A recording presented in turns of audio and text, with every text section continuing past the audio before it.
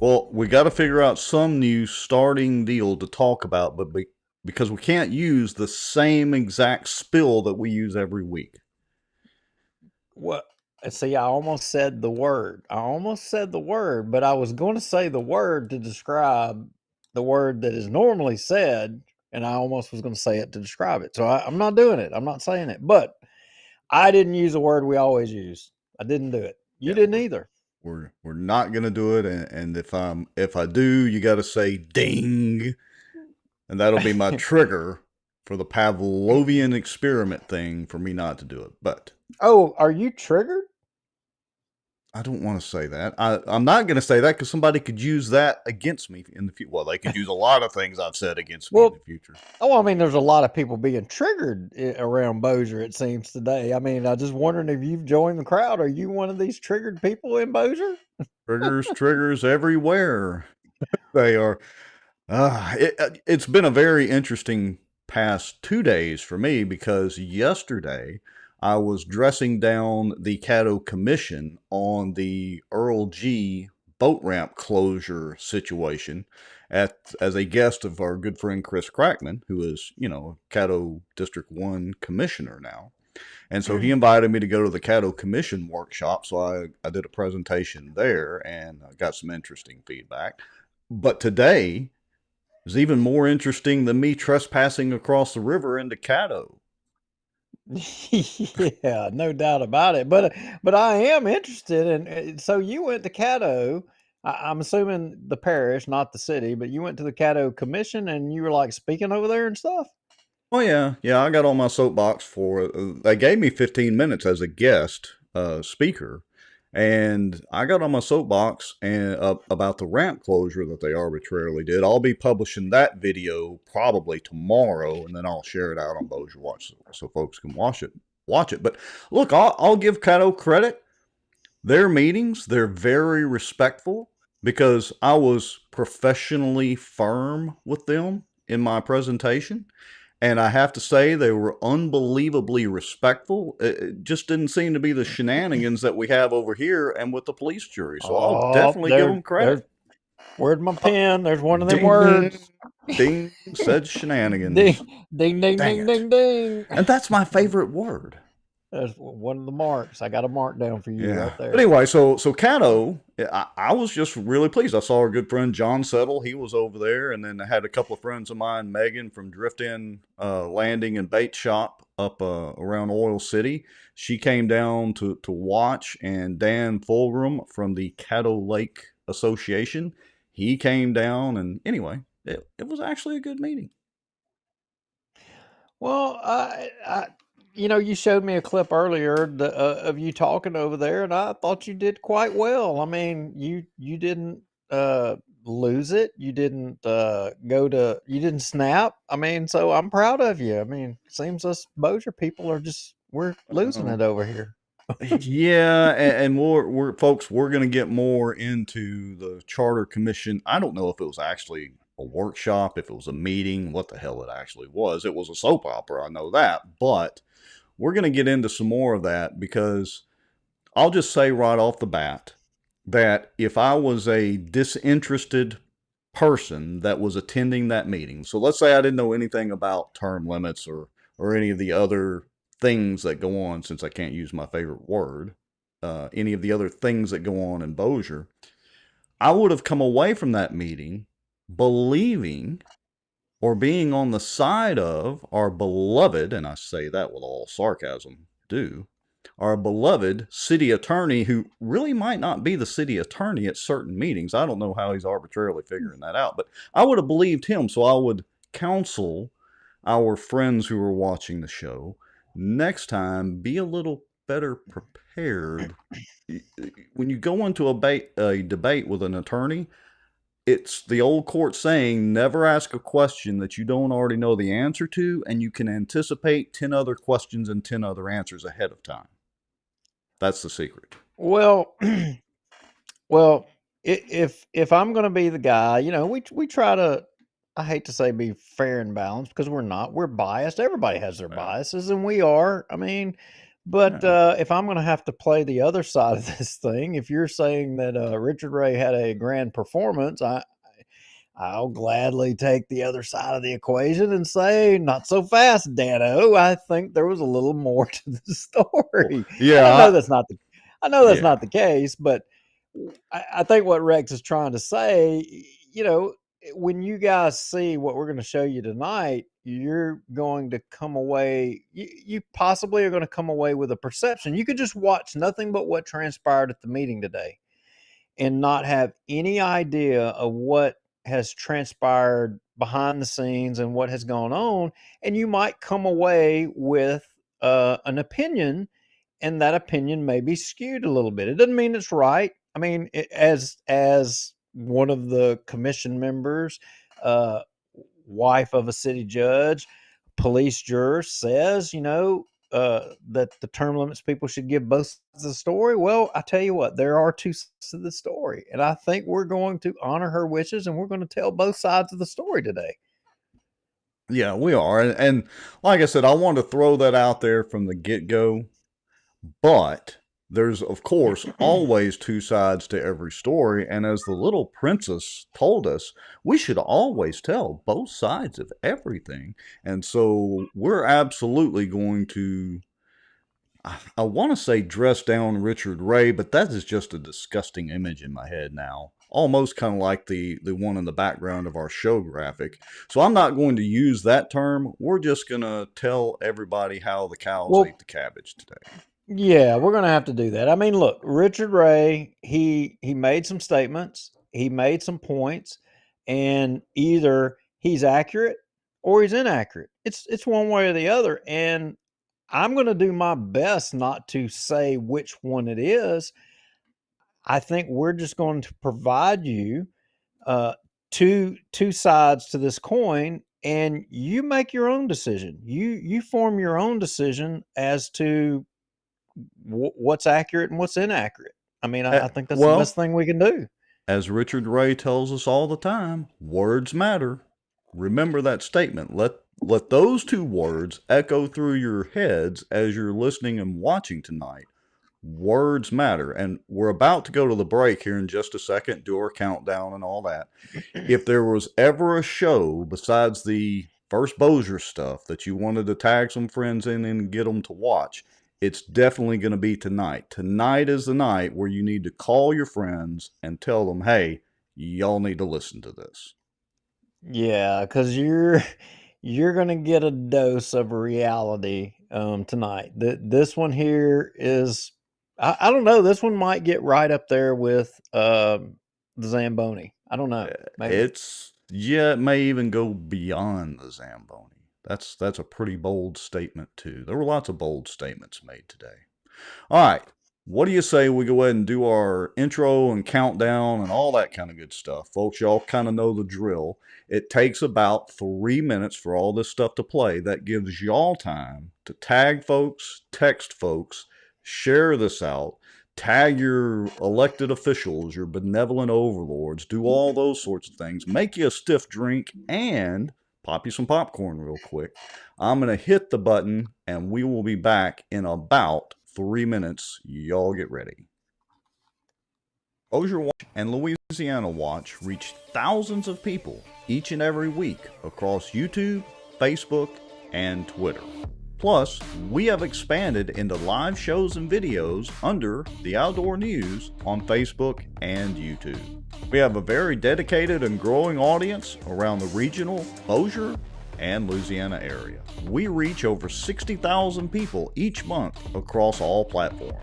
Even the Bossier City Mayor's office admits to watching us. Really appreciate the opportunity to talk to you guys. Believe it or not, I really watch you guys all the time. And I appreciate your platform and how you kind of put it out there. As citizen journalists, we provide professionally produced live shows with consistent scheduling and interview interesting people, give our opinions, and yes, get on our soapboxes from time to time. With thousands of engaging comments weekly, you can rest assured as an advertiser and partner, your company or organization's brand will be shown and promoted consistently and professionally. Whether in our opening countdown, or the background graphics of our shows, or on our website, you can rest assured that your brand will reach our expanding audience and increase your visibility. We offer flexible, no-hassle advertising options, and we can work within any budget. Contact us now through our advertisers page on our websites or directly through social media. Let's get your brand recognized. If folks knew a lot of the back office on the politicians that they think walk on water, they would be shocked. You know, there's an old wound from a knife in my back that just is giving me heck lately, and it's just really irritating, so I have to kind of wiggle around a little bit. Well, I've not heard my name in stable or Baton Rouge in stable in the same sentence in a long time. I titled it A Shot Across the Bow of the Good Old Boys. Just, you know, they feel helpless, they don't feel heard, they have nowhere to turn. Some Republicans as well believe that government has the answers. And let me tell y'all something. I don't know anything government does well. Nothing. And aren't there laws that say that you have public meetings so that the public can have accountability of their elected officials? They're making a little bit of progress, but I would definitely have to give the race to Caddo Parish right now. Yeah. I don't know. Is there anybody from Plain Dealing watching, you think? As a member of the media, I'm very concerned about what I've just heard. Did you or did you not requisition some money to fight against this or for it? We hired a lobbyist, and it cost us $15,000. We were opposed to HB 630. So for this week, folks, the cockroach of the week, according to bossierwatch and Duke Lowry and Rex Moncrief, is Raymond Cruz legislative assistant, Allie Feaster Smith. Thank you, Allie.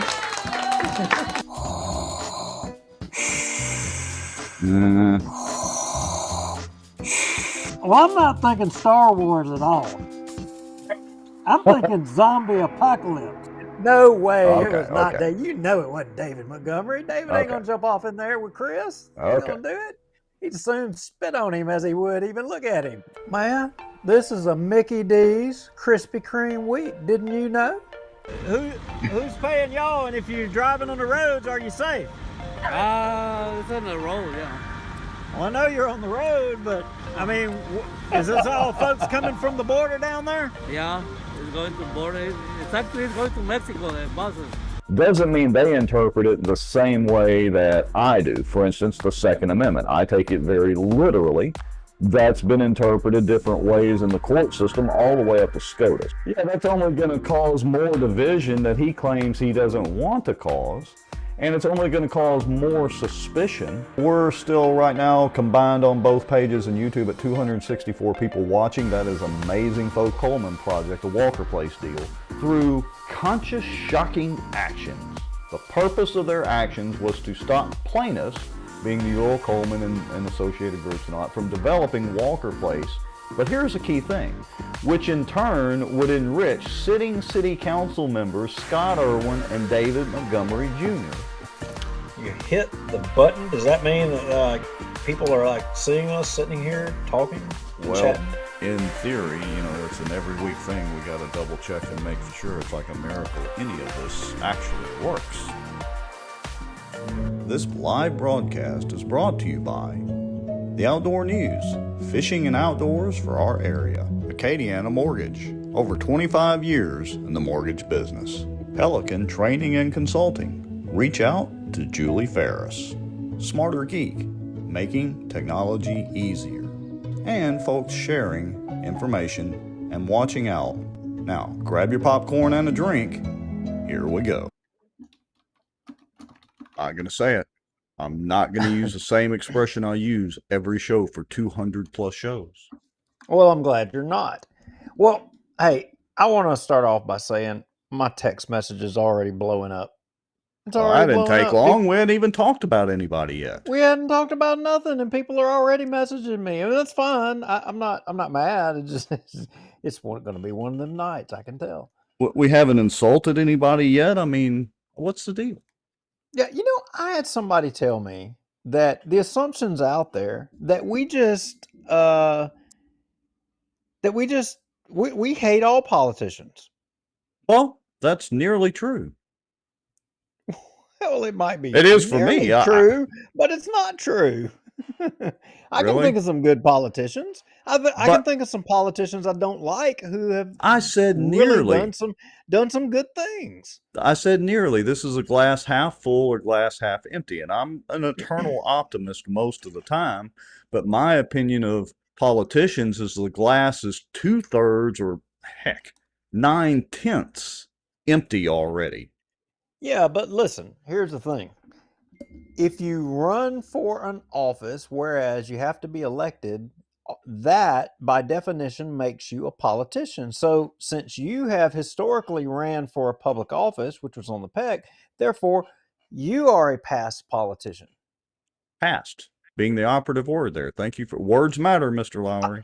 But I was correct, and I didn't lie about what I said. I said you were a past. Hold on. But So, all right. So if we're going to go down that pathway, we have to tell the whole story, remember? Like we've been told today's meeting. So the story is I'm not running for office, but I get a phone call with 3 or 4 people on that call. I won't mention any names, but I think you were on that call that literally demanded that I run for that office. So I don't want to share too much of that story, but I went kicking and screaming. well, I don't remember who all was on the call, and I don't remember the call, but you're probably right. But I'm just glad, you succumbed to the pressure, the peer pressure, and you did it. Hey, I was even a bureaucrat for temporarily, or for a little bit. I was on the board of election supervisors. I think that qualifies me as a bureaucrat.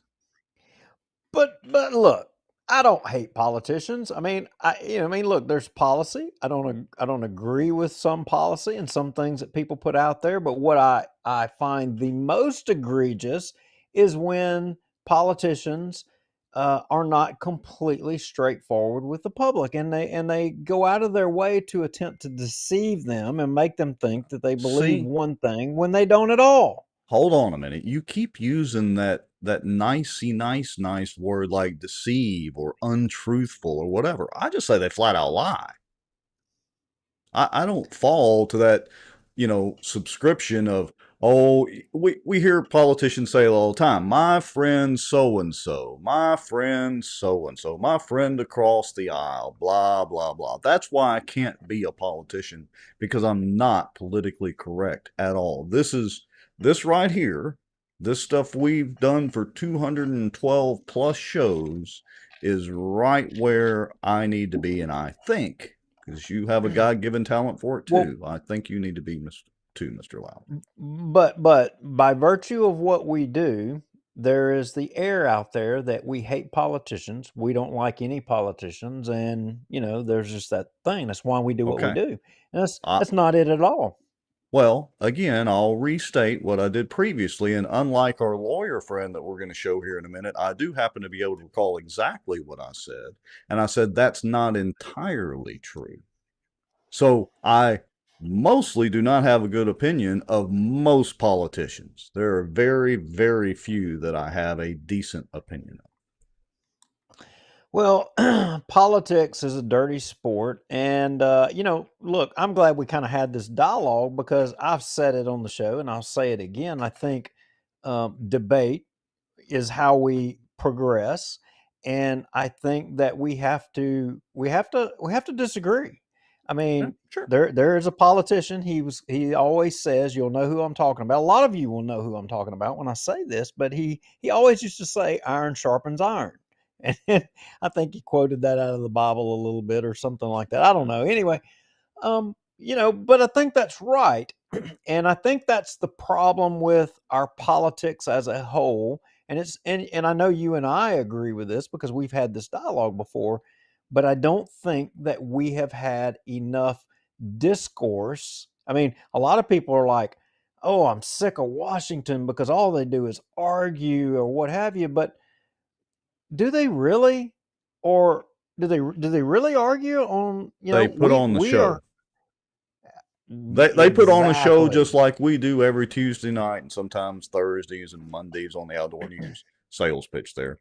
But they put on a show just like we do, because how many times have we been involved with politicians, been involved ourselves, where they hate so and so, or they won't say that, but they strongly disagree with so and so, and you would think they're worst enemies in public, but behind the scenes, they're having drinks together, shaking each other's hand, laughing, patting each other on the back, and they go on about their business.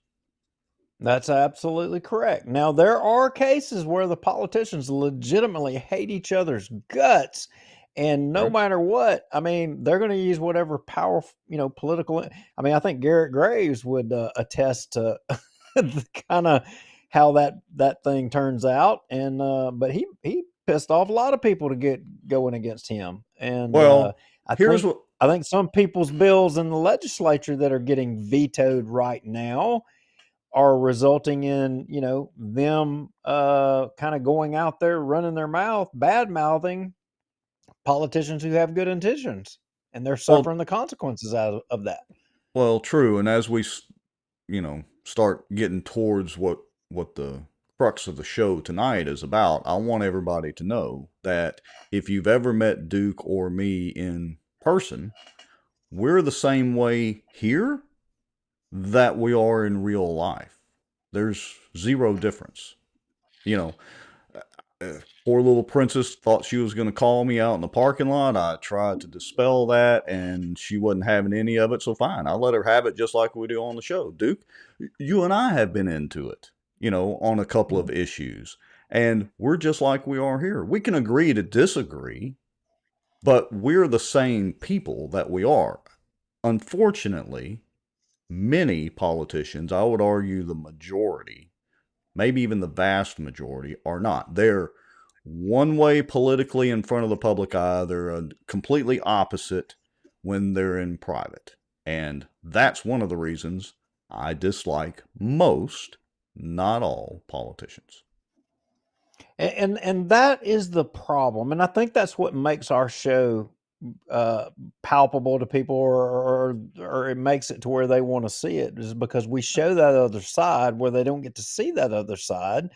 And if we weren't here, they wouldn't see it at all. They would have some other idea about. And tonight's show is going to show you another side that you don't normally see. You're not going to see it.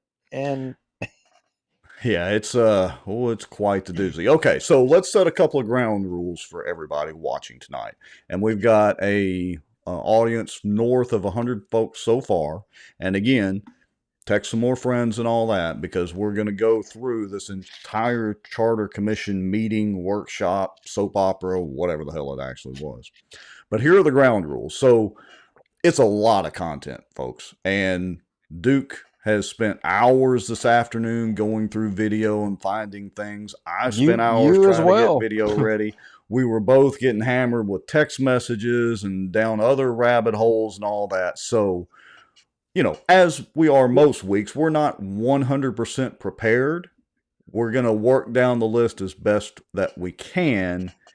So bear with us on some of that as we kind of jump back and forth between different meetings and videos and all that sort of thing.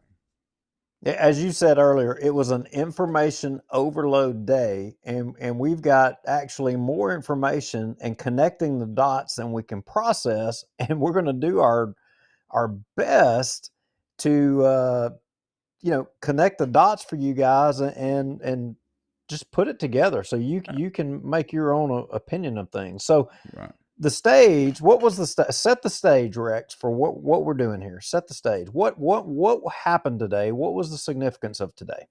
Well, the significance was the Charter Commission was having their quasi last meeting. So their hope was to start the meeting this morning, I think at 9 o'clock or whatever time it was. And they were going to try to get through the remaining items that they needed to address to present to the city council.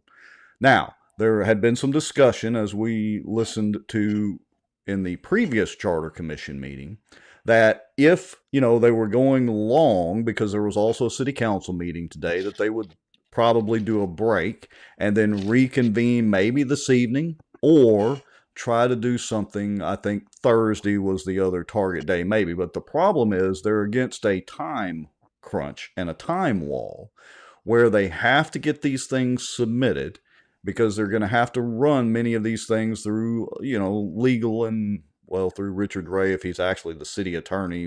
That's up in the air. We'll see. And run it through probably a third-party law firm before they can get it to the bond or get it to the city council, before they can get it to the bond commission, so on and so forth. So in other words, they're up against a time wall. And the construction and the extra security measures at City Hall were also playing into this because they had limited availability of the chambers to have those meetings. Yeah. So part of it as well too. There was a lot of things that transpired before today's meeting, and we're going to try to go backwards, and we're going to try to catch you up on what transpired before this meeting that made things happen the way they happened at this meeting today, because it completely fell apart. And when Rex talks about the timeline, according to whatever role the assistant city attorney, that's his proper title, Richard Ray's position or title is within this charter commission, whatever that role is, in which he describes it multiple ways. But again, we're going to let y'all make that decision. He says a little confusing. It's a little confusing, but we'll let you make the decision. He alleged in one commission meeting that they had to have this thing wrapped up by the end of June, or else if they had not had it wrapped up by the end of the June, it would push it into the elections of next year, 2025. So what that would mean is none of the amendments to the city charter that they're, trying to make would go in effect until then. That might not would be an issue. Probably the only one singular thing that would make that be a problem would be term limits. That would be the only thing. And as Shane Cheatham pointed out in one of the previous meetings, the whole reason you have a charter commission is because of term limits. He's absolutely 100% correct. He is. And, we all know, because we've talked about it, I don't know how many times in 200 and some odd shows about the term limits. That's the big issue. As we all know, we're not going to beat that dead horse too much. That term limits and the subsequent lawsuits and all those things that went on, even though we got a text message to remind me of my favorite word. All those things that happened and have happened and are continuing to happen, by the way, are all designed to thwart, there's my new word, thwart term limits. So, and with that said, I concur with your opinion. Yes. With that said, let's figure out how to actually cover this. So, we're going to pretty much have to show all or most of the meeting today. Now, luckily, I did have time. So let me go ahead and switch screens here. Let me get my mouse cords and all that kind of stuff. It's like a disaster on my desk right now. All right, let me go ahead and switch screens and let me get us over there. And I did have time. I finally got it done by the hair of my chinny chin chin. Reference to the little piggies in the graphic today. I did get this transcribed. I think that'll make it easier for everybody to kind of follow along, because you'll be able to not only hear, you'll be able to, if you're watching on a computer screen or even if you're on mobile, if you blow it up a little bit, you'll be able to kind of read along as we go. I hope that'll make it a little easier. Full disclaimer, this is an automated transcript that I had went in and tried to correct as best I could, so it may not be 100% accurate, but for our purposes, it's very, very, very, very, very close. Okay. Now, as we said just a few minutes ago, a couple of ground rules. We're going to be bouncing back and forth between this content and other video content, so just bear with us. We may be switching screens and all that sort of thing, so just hang in there with us. All right, let's get to it, Mr. Lowry. They're supposed to be here's the ground. Here's how it starts. Charter Commission is supposed to be meeting 9 a.m. this morning. You can see in the image there, the video that we're fixing to start playing, there's only 3 members of the Charter Commission there, and I think, I don't know that it's on the video, but, the chairman of the Charter Commission, Preston Friedley, says that they think that there's a train that's delaying other members, that they're late, so they're just kinda hanging out there until the other members arrive. Well, okay, And so let me set the stage for that. So, this where the video starts is about 6 or 8 minutes into the meeting time, into the start of the meeting time. So, in other words, it's about 6 minutes after 9, maybe even 8 minutes after 9, somewhere around there, when the video actually starts playing. Preston had already announced what you just said, Duke, that there was maybe a train delay, so he was trying to kind of move very slowly before, taking roll call or anything like that, to give the other charter members who were absolutely absent time to get to the meeting. We already knew that Shane Cheatham was going to be absent. That was a given. He said he was not going to be able to make this particular meeting. He had other engagements. We already knew that Pandarina Sumas, I hope I said her name correctly, was frequently absent from the meetings. So it was a pretty good assumption that she might not be there. But the rest of them, well, yeah, it just happened. So I'm going to go ahead and hit play, and let's hear Preston for a few minutes talking about that, and we'll just start rolling with it. Here we go. But I would recommend people go ahead and put your seatbelt on now. Oh yes, yeah. This is the point where you do that. Good safety point, Mr. Lau. Best thing for them to do, which I thought that they had asked. In fact, it is their agenda that we are looking at, because it was prepared by Miss Sandra Morehart, who is against term limits. She put the agenda together against my approval, and evidently with the approval of Mr. Ray, and that's the agenda that was presented to me this morning. So let's pause there for a second. Did y'all catch what Mr. Preston said right there? He's talking about a controversy with the agenda. Now, we're going to go into more details about all that here in a little bit in the show as we get further down that. But just know that there was some controversy between an agenda submitted by Ms. Morehart, one that Preston submitted as the chairman of the commission.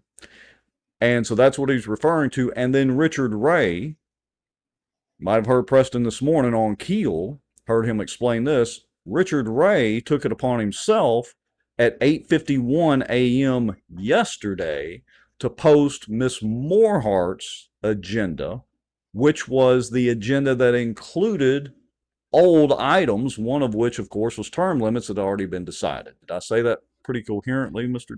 Lambert? You did. And the point I want to highlight it is that Richard Ray took the position to make a decision of which agenda, either the one by the secretary or the one approved by the chairman. He made a decision to choose which agenda he preferred, Yes. which I think that's he kind of out of his. over it. I think that's out of his wheelhouse. That's my opinion. Let's keep going. All right. So I can only assume if they put the agenda together that for some reason they are not happy with their own agenda. So I would just say that we take a look. We cannot, this is like a work session, or it's like, it can be like a work session, or it can be considered a public session in which we cannot take any action. Okay, I'm going to pause again. He's referencing the fact that at this point, they haven't officially started the meeting yet, but at this point, they obviously don't have a quorum, which means they can't conduct any official business. So you could have just a general meeting, but nothing officially could be done. And he was referencing the agenda that they must not like, because Miss Morehart made it clear she was not for term limits. She submitted the agenda to Richard Ray, who took it upon himself after languishing all weekend, his words, not mine, to post that agenda Monday morning, which was going to cause more discussion and potentially a vote about term limits again, which had already been voted on and decided. So that's what he is referring to. So I want to make sure everybody's clear as we move forward. All right, here we go. Which would mean that all the actions that are currently have been approved and handled will just stand. There are 17 additional items that the Charter Review Commission would like to review and vote on, but we cannot do that unless we have 5 attending members. So I would ask the members of the media that maybe you need to reach out to the other members of the Charter Commission and find out why they were not able to attend. I find it interesting that they all might have had family emergencies or be sick. It could be just a pure coincidence. Things like that, I guess, can happen. But with that being said, let me go ahead and do the official. Sir, if I may. What is it, Mr. Ray? I would like to address some of the comments that you just made, some of the comments you made this morning on the radio, some of the comments that you may have made. We're not here to debate. Sir, this is not a Ray, meeting. Mr. and you Ray, you don't have. Mr. Ray. Well, you don't like Mr. debate. Ray, You like to Mr. monopolize Ray, the time. We are not here to debate. Okay? This is Mr. not Ray. a debate, but you have said false things. I have a First Amendment question for you, Mr. City Attorney. I'm not We, the the city public, attorney. I believe this is a Listen. public facility, and I think the people that came to this meeting should have a right to speak in an open forum. I'm here that's- to speak. That I'm a part of this community too, and I I'd would like. like to call on Mr. Crockett, who's, as a citizen, has come forward to make a comment at this Sir, work this session. is All right, I'm going to pause it right there because y'all can see they're just getting started. This is only the beginning. But did you catch the one thing Richard Ray said just about 30 seconds before this? He said, I'm not the city attorney. Now, that's an interesting choice of words that he uses repeatedly during this meeting. Then why is he sitting in that chair over there acting in the stead of the city attorney? Yeah. I'm Okay. wondering. All right, And- here we. Yeah, You go ready? ahead. All right, here we Yeah, go. let's do it.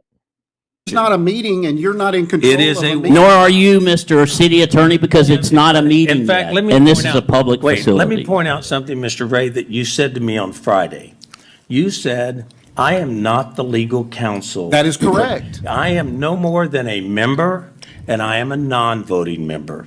That is correct. So I appreciate it. I will happy to get your comments in a minute, but I'm not going to have you attack me. Under what on a authority are you I'm doing not going to this? have you attack Mr. me Ray, personally. because we have a First Amendment Do I not authority have that right same now. right? No, well, you know what? I think you need to be a person of the city and not obstruct the public who would like to. Thank Let, you. let us have order here, one at a time. Mr. Ray started. If you'd finish, Mr. Thank Ray, you, I would Mr. appreciate Johnson. that.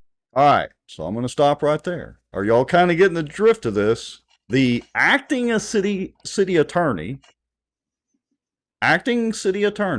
technically the assistant city attorney, is not the city attorney.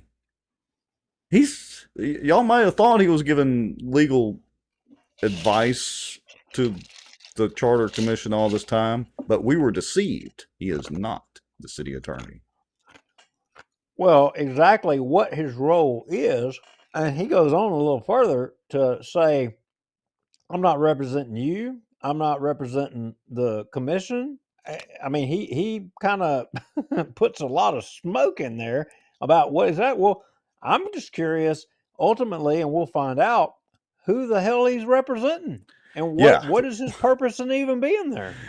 Exactly. And folks, we're only 3 minutes and 32 seconds into a 29-minute and 13-second meeting. And it went the entire time, plus some bonus footage that our good friend Wes Marriott sent us that we're going to review. So I will say this, Richard Ray and even the Colonel said it, they all acknowledge it correct. There's not an official proceeding taking place here. That is true. There is no defined order. There is no defined chair. Being there is to have a charter commission meeting and any discussion going on, Richard Ray is correct that it's just Yeah. an open forum for everybody to say whatever they want to say and to argue if they want to argue and It's to an name informal call. discussion going on right now because the meeting Yeah. was not called to order. Roll call has not been taken. Whether or not there's a quorum has not been established at this point. Yeah, so I mean, as far as the authority of the chairman to recognize one person over the other, I would contend Richard Ray's right. Yeah. It's It's at this just point, everybody whoever, hanging out in the council chambers. It's almost a WWE match. yeah, whoever can scream the loudest. And apparently, Richard Ray, I mean, I remember one of these charter commission meetings where Juliana Parks was saying, hey, it's not always the loudest, that represents the majority. And Right. but in this case, I mean, it looks like Richard Ray practiced the loudest mentality. So, All right. anyway. I want to put this comment up here and do a little foreshadowing. Time for Tommy Chandler to be a mayor and relieve Richard Ray of employment. Well, Tommy, I'm sure, Tommy was not at the meeting because I was there, certainly. I doubt he's going to comment on this, although Lewis Johnson was. And I have to say, Lewis Johnson was exceedingly courteous, came up, shook everybody's hand, said hello and all that. So kudos to Lewis Johnson. But there is somebody that gets up and talks here in a little bit that could give Tommy a run for his money if he chose to ramble. That's a little foreshadowing going on. All right. Ready, Mr. Lowry? Let's go. I have the same First Amendment right that you do, Colonel Crockett, and that you do, Mr. Friedley. But you're being paid. Let's Not give for this time work, to the I'm speaker. not. This Okay, is wait a a minute. volunteer position. Wait a minute. Stop the press. You got to back up. All right. I think that is the first thing we're fixing to have to bring you guys back. You got to go back just a second and play that little part. And I gotta call foul. I mean, because this meeting, I mean, there's a lot of accusations of being liars. It's thrown around like it's nothing. People accusing people of being liars. But play that part again, what he just said. Okay, here we go. Friedley. But you're being paid. Let's Not give for this time work, to the I'm speaker. not. This is a volunteer I'm going to pause it right there. See where he says this is a volunteer position. Here we go. position. Okay, I so have stop. paid work that I need to be doing in my office. This is volunteer work, and I have done a tremendous amount of it, and I have done, I believe, a fair job. Okay, stop. Stopping right there. All right, now we got to jump over. I think it's to the first in the notes. The first. All right. So I'm going to switch screens for just a second while I grab that other video. So everybody bear with me just a minute. I got to do a little clicking here. And I'm going to grab the first one. And I think, is it the 628 mark? And that one probably that we're going to go? 1827. Okay, hold on. So bear with us just a minute, folks. Now, this here will be one of the previous Charter Commission meetings to where, and it's not our words, but Richard Ray talking about, his pay or lack thereof or what have you. But you guys just heard what he just said. He's strictly volunteer. He's not being paid. I don't know. You guys listen to his words on this date. Yeah, like Richard Ray likes to tell us, words matter, right? And you need to hear all sides. So we want you to hear the other side of it too. Here we go. The only thing that I would say is that it's 449 and there are issues with, I'm a salaried employee. I'm here as long as you need me to be. But there are city employees here that are on the clock that will be after 5 o'clock. So did y'all catch that? He's a salaried employee. He's here as long as you need him. What? Now, Duke, I know you've held many jobs and all that. I've held many jobs too. I've been hourly and I've been salaried. So if I'm a salaried employee, I'm pretty much on the clock most of the time. Unless you're man shack in an ice storm to which you file for, remember that, Mayor Tommy and Jacobs and Richard Ray and a lot of y'all, and that's the and you file- one of the good old boy exceptions. I think it was Manchac. I think that was the deal. You know, you had the ice storm and they filed for overtime and all that stuff, and they were salaried and they got it, and there was nobody disputed that. But that's not the point. Richard Ray said, I'm strictly volunteer. I'm not being paid. But then in this meeting, he said, I'm salaried employee. I'm here as long as you need me to be. Yeah, I which is mean, it, Richard Ray? I'm starting to get confused a little bit, but hold on, let's play it again just to make sure we're clear. The only thing that I would say is that it's 449 and there are issues with,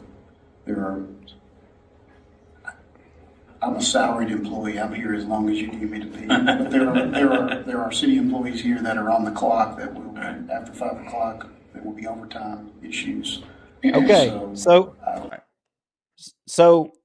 I don't know. Y'all tell us. Do you think that he's being paid, or do you think he's not? I mean, Which is it?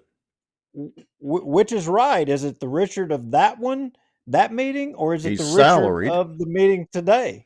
He insinuates in that meeting that he is being paid to be there. He's salaried. The other guys, the other employees are on the clock. Hence, it would cost the city potentially overtime. And then, to the marshal's office's credit, there was some discussion for the marshals that they could, be flexible on their time and not really cost the city too much extra. So kudos to them. But you just heard the city attorney there. So it's a little confusing as to which one he means. But I don't know. I'm confused because the princess told us last week that you should always tell both sides. She did, and that brings to mind at the 11:42 mark of this video, since we just happened to have it up. I mean, what kind of a Bossier Watch show would it be if we didn't share a part of, some of her dialogue? Yeah. Here we go. And telling all sides. I'm just wondering, did she tell all sides here at the 11:42 mark? Let it go. Hi, I'm Juliana Parks. I'm an attorney. I've been practicing for since 2006, whatever that math is, about 18 years. And the law that I practice deals with government entities and that sort of thing. So I can bring that experience to this position. I do live in Bossier City, obviously, to be chosen, and I moved to Bossier City when I left law school. Before that, I lived in Houghton, and I graduated from high school there. I married a guy from Airline, which is anyway. So just a guy from Airline. Now we live in Bossier City. Have two boys. One goes to Airline and one goes to Cope. And I look forward to serving on this committee. I think that something that I bring to the table is that I can ask the tough questions and make sure that we're thinking critically about this stuff. One of the biggest things I've learned since being elected to the police jury is that just because somebody's the loudest doesn't mean they're necessarily the majority. And so I'd like to be careful that when we say we're speaking for the people of Bossier, that we really are speaking for the majority. So she said so much right there, and honestly, I got tired of hearing her talk. She sounds like the teacher off of Charlie Brown. Wah, wah, wah, wah, wah, wah. But she didn't tell all sides of the story. I mean, wait. Come on. How many of y'all? She was being a little reserved even there, like most attorneys are? Well, in those meetings, she said that you should tell all sides of the story. But I mean, I guess there's an exception for, people like her. But what she didn't tell everybody is that, oh, yeah, I'm sitting on this board that will be making amendments to the charter that encompasses things regarding my husband's job as the city attorney of Bossier City. Why didn't she tell everybody that? Why didn't I'm just dying to know why she didn't say, oh, my husband is the city. She just said it's a guy from Airline she married. No, her husband's the city attorney of Bossier. And that is delineated in the city charter. It's in there. Well, yeah. I mean, and taking that even a couple steps further, the Charter Commission will be dealing with many things, including term limits that have a direct effect on city judge. My bad. Yeah, on the very city council people that appointed them, including ones who have, insurance deals with almost every other government agency surrounding us besides the city council, and only because he's prevented by law from doing that, or I'm sure he'd have an insurance deal with the city council. So, yeah. Anyway, it's just a big rabbit hole. No doubt. And one last cut off of this video, that a 42:31 mark, and Miss Moorhart, she had some comments that I mean, I think, look, this thing started out, and this is what she believed when she started out, and I think quite a few of them on there, maybe even Miss Wilhite had some comments. I can go back and pull them if she disputes that. I mean, but let's play Miss Moorhart's comments. Okay. To think about. So we are here to do what the people really want us to do. And if we start our work without knowing what the people want, then are we doing the people's work? I think we know a couple of areas, but should we have the town hall meetings first and then start to really dive into the work? But the long and short of that is, she acknowledges they're there to do what the people want. That's the key takeaway. They're there to do what the people want, not their own personal agendas or anyone else's. And I'm just wondering. I mean, is not allowing the people to have a voice or have a vote on the biggest show of support for something, is that letting the people have what they want? Is that her idea of letting the people have what they want, whether she agrees with it or not? If she's not there to represent her interest or a single individual other person's interest, and she's there to represent the people's interest, and if a majority of the people have expressed an interest in one thing and she denies that or fights that, is she truly representing the people? Well, I'll be more direct. Is she lying right there? It's a simple question. I think it is a simple question. I think we got to go back to the original video now, and we got to take up where the battle royale was taking place, and let Richard Ray continue it's just on. Starting to get warmed up. Here we go, people. Seatbelts back in the on positions, please. Fasten your seatbelts. Unlike Mr. Friedley, who wants to run into the media and say things, and then just like he tried to do, he doesn't want the truth to be told. So let me correct the issues on this issue with the agenda. On February the 12th, this body, in an open meeting, adopted Robert's Rules 12th edition as their general rules. I counseled them, I begged them. Put on the brakes. Hold up.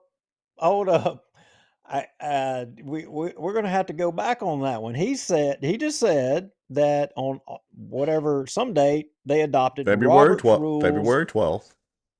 Robert's Rules version 12.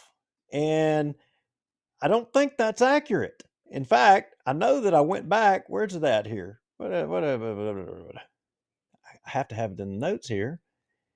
That's not accurate. I didn't put it in the notes. I didn't highlight it. I guess I was just going to go back to it. Okay. They said generally that they were going to utilize Robert's Rules. That's what they said they were going to do. They didn't say Robert's Rules version 12. They didn't say any freaking version. They just said they were going to generally follow Robert's Rules. So to say that it was one specific edition or exactly that's not right. I looked for it. I didn't find it. All I could find was just them generally saying they were going to use Robert's Rules.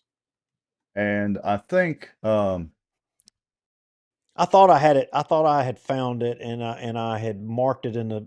It's probably in one of these, but was just lost in the notes. It's not that imperative. Yeah, not that big a deal. All right, so if they want to say we're lying, if he wants to say we're lying about it, I know I can find it because I literally watched it again today. But let's let him keep rolling. Okay, here we go. Early to adopt specific rules. They chose not to. So they adopted Robert's Rules of Order version 12 as their rules. We have had probably 8 or 10 or more Which I have a meetings. copy for anybody who'd like to look Great, at. I do too. I've had one from the beginning and we've made notes and we've talked about it. I've read mine, have you? Why is he talking so loud?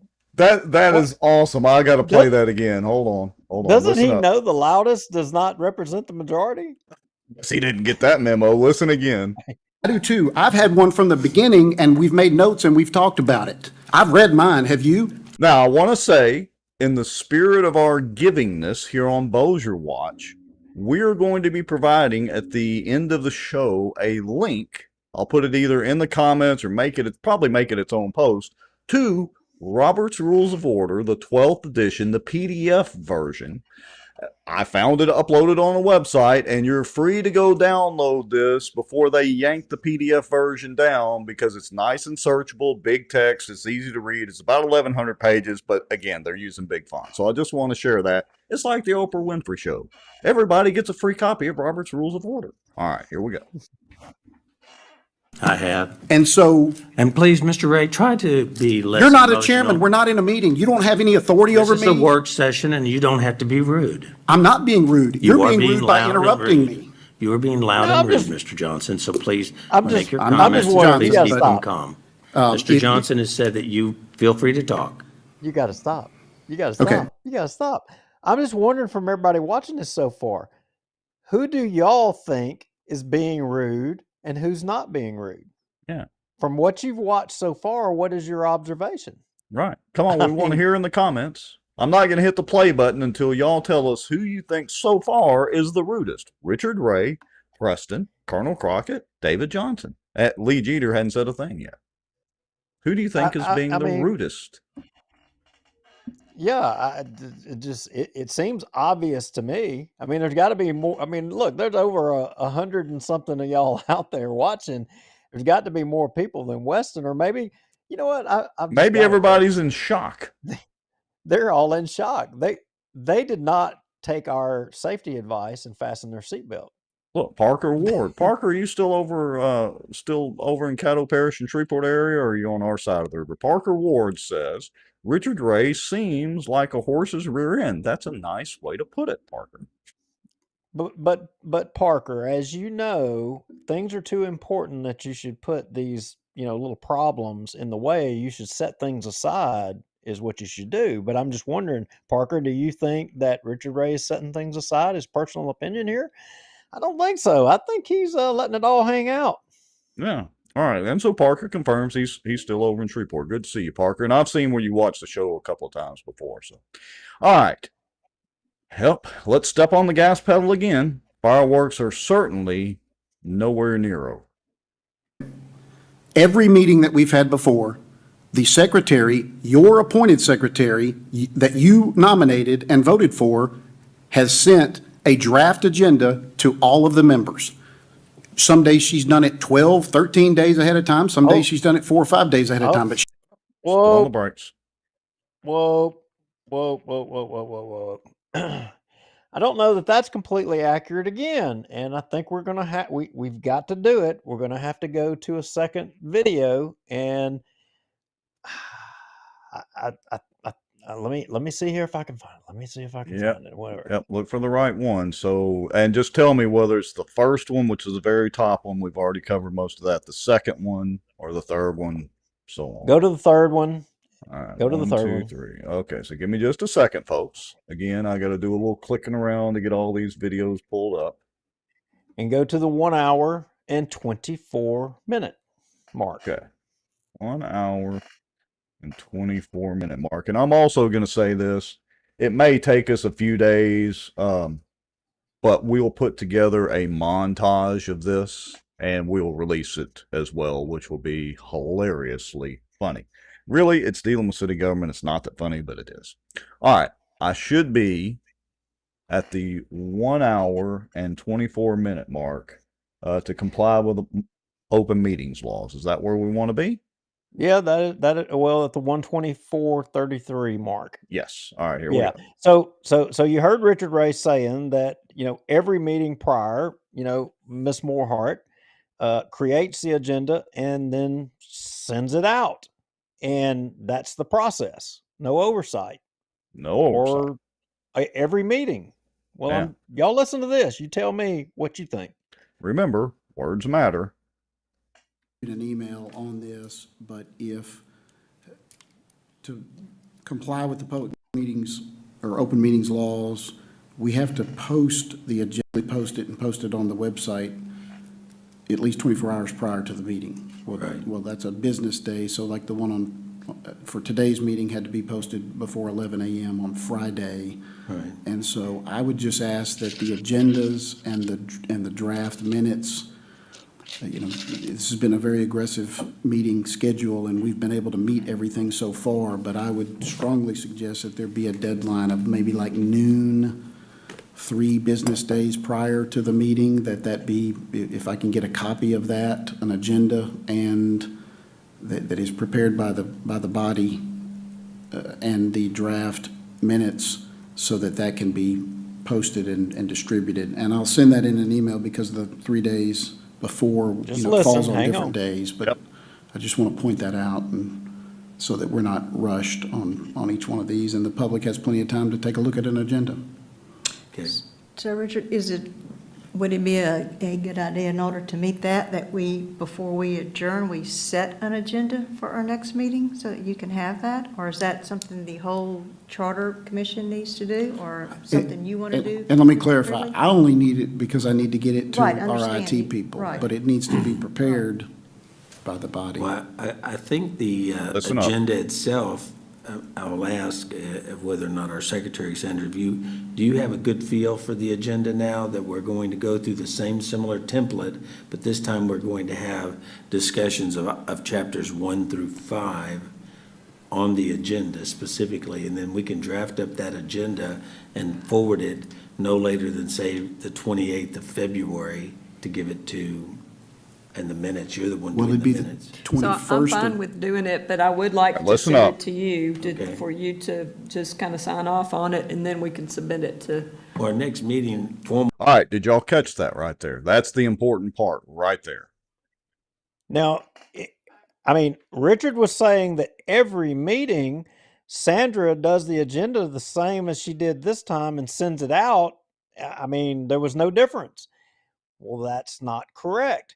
She just acknowledged right there that she didn't feel comfortable about not sending it to the chairman and basically have him approve it before she sent it out to everybody. So And this that- was the February the 12th of 2024 meeting, just for context for everybody. that was the process, and Richard just said that it was something different than now than what Yeah. it was. So But also- let's listen to but her also- again. Okay. Than, say, the 28th of February to Listen give up, it right? to, I think it's right in and the here. minutes, you're the one Will doing it be the the minutes. 21st? So I'm fine with doing it, but I would like to send it to you, Okay. for you to just kind of sign off on it, and then we can submit it to. Our next meeting, formal meeting, is not in. All right, there you go. She's not comfortable doing it. She would like to submit it or have Preston, as the chairman, sign off on the agenda. And that was the understanding of how it was going to go forward. But Richard says it was something different. And what Richard, of course, you got to tell all sides of it. And we haven't kind of got to that part. We're trying to piece this puzzle together for y'all. But what Richard didn't tell you was you had competing agendas for this meeting. You had, Miss Morehart submitted an agenda without sending it to Preston for approval to everybody, to which, and we're going to show it here in a little bit, to which Preston objected and said, no, I'll send the agenda out this time. And he ended up doing so. But the key, and when you talk about sending out the agendas, what y'all have to understand, the purpose of sending it to Richard Ray is because it's one thing for the agenda to be sent out to all of these folks on the commission. It's an entirely different thing to send it out to the public to meet the requirements of the open meetings law for notification of the public 24 hours in advance. The responsibility of that was falling upon the acting city attorney, assistant city attorney, Richard Ray. And that was the purpose of him getting it. So fast forward to this event, and Richard Ray ends up making a determination, in his opinion, which agenda is the proper agenda to go with. And guess what? He didn't choose the chairman's agenda. He chose Miss Morehart's agenda. And he just said the process was the same way it's always been. And we just showed you video that showed that's not accurate. That's not the way the process has been since the beginning of this thing. And you mentioned something there, Duke, and the thought just occurred to me that as we played several minutes ago, he said repeatedly he was not the city attorney, not the city attorney. Well, he was the one that the agenda was actually sent to and forwarded that to the IT department with the city to even get it posted on the city website and distributed out by email blast. Well, you can't have it both ways, Richard, because I don't think a common everyday citizen can walk in there and say, I need the IT department for the city of Bossier to post this on the website, please. I don't think the city's going to follow that request unless you have some authority, such as the city attorney or acting city attorney, while Charles Jacobs is out on sick leave. Well, is he really out on sick leave? Does anybody just going really by what know? Richard Ray said? He thinks everybody else is a liar, therefore Richard Ray must tell the truth all the time. He has said that he was out on sick leave. Yeah, you're right. He has said that. Okay. So here we go. Let's step on the gas pedal again. Just stop me whenever. She's always sent it ahead of time for comment by the group. She gives a deadline for comment and for changes. You, sir, have never commented on any of it. You've never approved or disapproved one in all of the prior meetings. Let me speak. Go ahead. I let you speak. You let me speak. Great. You are allowed to be as inaccurate as you'd like. That's just great. I'm going to leave that up there for just a minute so that the folks, watching on a big enough screen can see it. To repeat, Preston told Richard, correct. And he said it very tactfully, very smoothly. Correct. You are allowed to be. He was very polite in his condescending tone. You're allowed to be as inaccurate as you'd like. Maybe that's what set Richard off. That set him off. I don't know. Maybe that was what. But look, he was triggered, no doubt. Keep going. Danielle says, mic drop. You're right. He should have literally dropped the mic. All right, here we go. Gas pedal time. Mic drop. Last week, well, let me go back. On May the 21st, we met in this room. We began to vote on items. We voted on 55 items in this charter. Towards the end of that meeting, it was brought up, in fact, Mr. Johnson made a motion that we be able to bring those items back up and put them in old business and have them readdressed in the following meeting on June the 10th. And that is exactly what was done. In the agenda for the June the 10th meeting, the 55, what we called consensus items that we voted on in an open meeting that took hours, that was on the June 10th agenda under old business for reconsideration at your request, Mr. Johnson, and at your request, Mr. Friedley. The old business that had been voted on in a meeting with a quorum was placed under old business. No one seemed to have a problem with it when it was done, when it was done at your request. Mr. Johnson actually said, we have 18 months to conclude our business. This was on May the 21st. We need to pump the brakes and take our time. The next meeting was scheduled for June the 10th. Then on May the 23rd, 12 days before that meeting, the secretary, as she's done every single time, sent a draft agenda. And it's important to note that an agenda is adopted in a meeting with a quorum. Everything that's sent before that is just a draft agenda. It's just a suggestion. And by the way, under Robert's Rules version 12, which you adopted, the secretary, and this is rule 473310, 43:3310, the secretary and only the secretary is to prepare prior to each meeting an order of business to be used by the presiding officer. All right, I'm going to stop right there because he's rambled on for several minutes. So let's unpack that. You see what he has in his hand. Robert's Rules of Order, right? and he just version 12. right. He doesn't have the correct version. He doesn't have the correct version in his hand.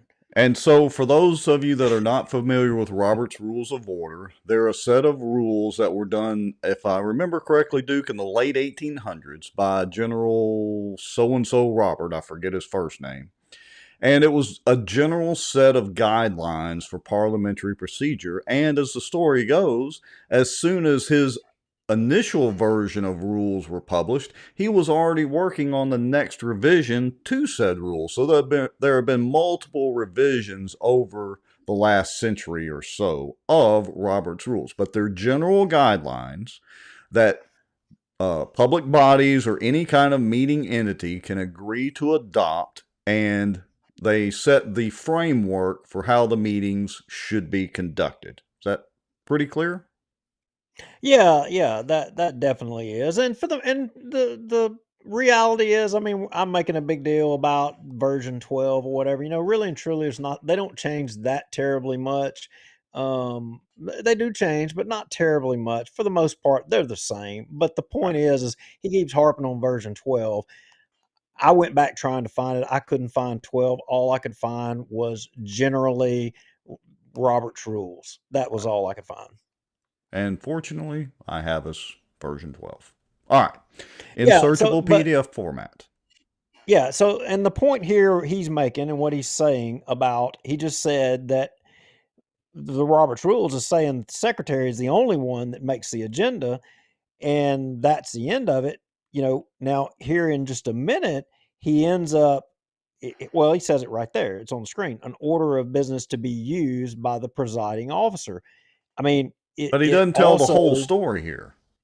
No, but it's not his job to do the whole story. And I mean, look, the little princess told us we had to tell both sides. Well, you're right. She did say that you're supposed to tell both sides. But I mean, look, this isn't an official proceeding. They're having just a bunch of dialogue. I mean, I'm sorry, I'm going to give Richard the credit. And I know Richard. I've been friends with Richard a long time. I've been an adversary of Richard across the table from him in a debate like this. And he knows his Robert's Rules. I'll give him credit. But it's not what Juliana Parks would argue with me, but it is his job to tell the other side of the equation. I mean, why is he not doing that? I'm calling on Juliana. Why is he not telling the other side of the equation? Where you at, princess? Get on his ass. Hurry. Yeah, he's supposed to be telling the other side of it, but he's not. But I disagree with her. I'm going to say this. The other side of the equation, Preston and them should have been ready on Robert's Rules. Well, our friend Ashley Bullock says omission is still bearing false witness, which I think was the title of one of our shows once upon a time, bearing false witness about Juliana. Hey, our friend Jeff Sadow had a good one. Yeah, let me put that up on the screen. So Jeffrey Sadow says, that is correct by law, but by Roberts, you aren't required to have an agenda, much less approve it. We'll have to review revision 12. All right. Here we go. Gas pedal again. Would you please read from, I think it's Rule 78, Rule 78 that says what the responsibilities of the chairman are? This is my time. If you want to deal with it in your time, this is my time. May I borrow your book, Mr.? Yes, here it is. Thank you. You can borrow mine when I'm done. So the secretary has the role of preparing the agenda. The secretary for this organization has prepared the draft agenda every single time. Then, when she sent the agenda out, she followed the same procedure that was done for the June 10th meeting. She put the items that had been considered under old business, just as had been done for the prior meeting at your request. Then a series of emails ensued, and it seemed to be that you were accusing Ms. Moorhart of following a brand-new procedure that had never been followed. All right, let's pause right there for just a moment. Let's unpack this a little bit. So it just so happens we have an email chain that he is referencing. We have copies of an email chain. Well, yeah, and what he's talking about, in regards to Miss Morehart, and what he's talking about is Miss Morehart. He says following the same, but we showed you earlier where she said, "Well, I'm going to send it to you for your stamp of approval before I send it out." But in this case, she didn't send it to him beforehand. She just sent it out, and the rub here is that they wanted to send out the information regarding term limits again. It was a bunch of other things in there, and we'll show it here in a minute. But the main thing was they were wanting to try to, you know, have another vote on term limits again. I mean, that's what allegedly was going to transpire. That's what we're told. I mean, I guess she could back up and say, no, that's not what we wanted. We wanted to just talk about it. But, Well, she could. And look, everybody, you can go to the city's website and see the officially posted agenda for the meeting, which includes that discussion that we're referencing here. Do you want me to go ahead and we'll start down a couple of the email chains? Yeah, I think I think you ought to get to the point to where Richard really starts becoming belligerent and name calling. And I Oh, think at that point is probably when we ought to, you know, bring the emails in. And again, another point of reference for folks to make the determination on their own as to being who's correct and who's incorrect. okay. So here we go. Gas This pedal would be a time good again. point to do it. I agree. This would be a good Oh, point to we do can it. But wait. Oh, yeah. we can definitely wait. This is fireworks. Here we go. And ultimately, she sent an email out with all of the dates in response to that. There was a series of emails, and this hasn't been discussed. It's curious that none of this has been discussed in any of the media accounts. But Ms. Morehart sent an email out that showed exactly when she sent the proposed agenda out for each meeting and how many days ahead of time it was. And then when she sent the proposed agenda for today's meeting, there was initially no comment. Then Friday morning, you came to my office. You didn't make an appointment. You called my staff and said you were coming in 30 minutes. I met with you. You wanted me to send out your revised agenda to the entire group. I told you I was uncomfortable doing that. That's not my role. Exactly. I told you I'm not your legal counsel. I'm not the legal counsel to this organization. I'm not even the city attorney. I'm filling in for the city attorney who is out on medical leave. But remember, folks, he is the assistant city attorney, full stop. And like he just said, he's filling in. He's the acting city attorney, while Jacobs is, well, theoretically out on medical leave. Okay. Oh, But and that he's I not was being paid for it. Oh, yeah, right. Yeah, and he's not being paid for any of this except when he's on salary and being paid for it. But maybe he's not, but maybe he is. All right, here we go. Comfortable sending out an agenda that followed a procedure that had not been followed for any of the prior meetings and that was not done by the secretary when the secretary, who is the person to do that and has done it every time, had sent out an agenda. The thought just occurred to me.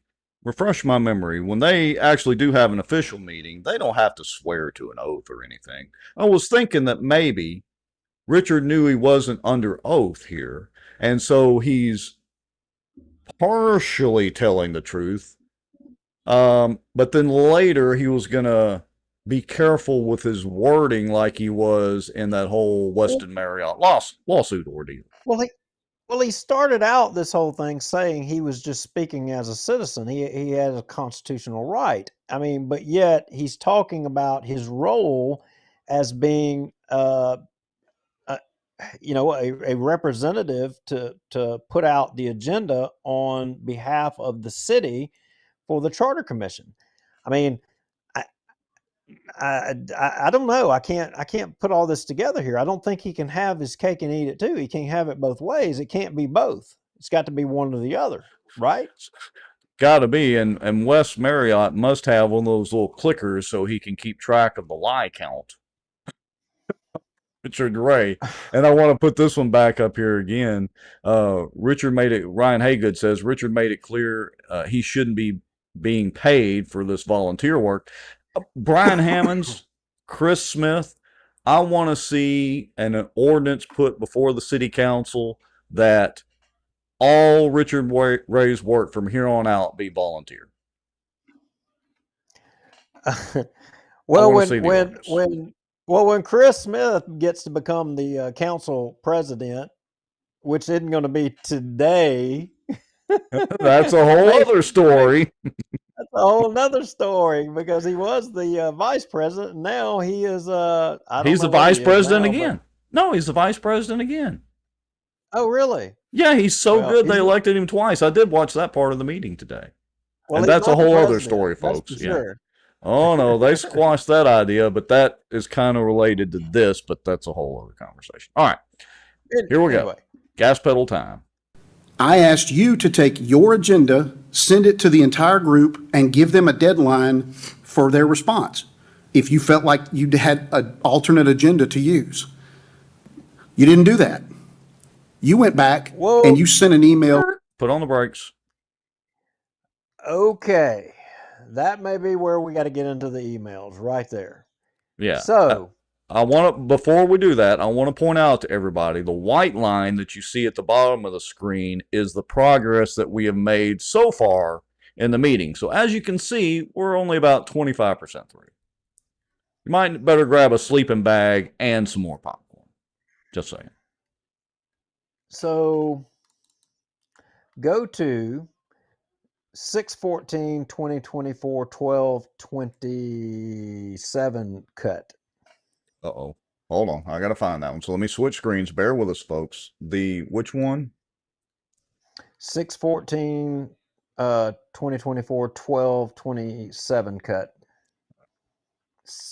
6/14/12/20. All right. I am completely lost. Which video? Okay. The 1, 2, 3, 4th video? No, stand by. Sharing screen. Well, you're talking about the cut. Okay, sorry. Yeah. All right, I got it. There. It may be easier if I do it the old way. Hold on just a second, folks. I got to find the deal for sharing Duke's screen. Well, let's hope it's right. Okay. Yeah, there you go.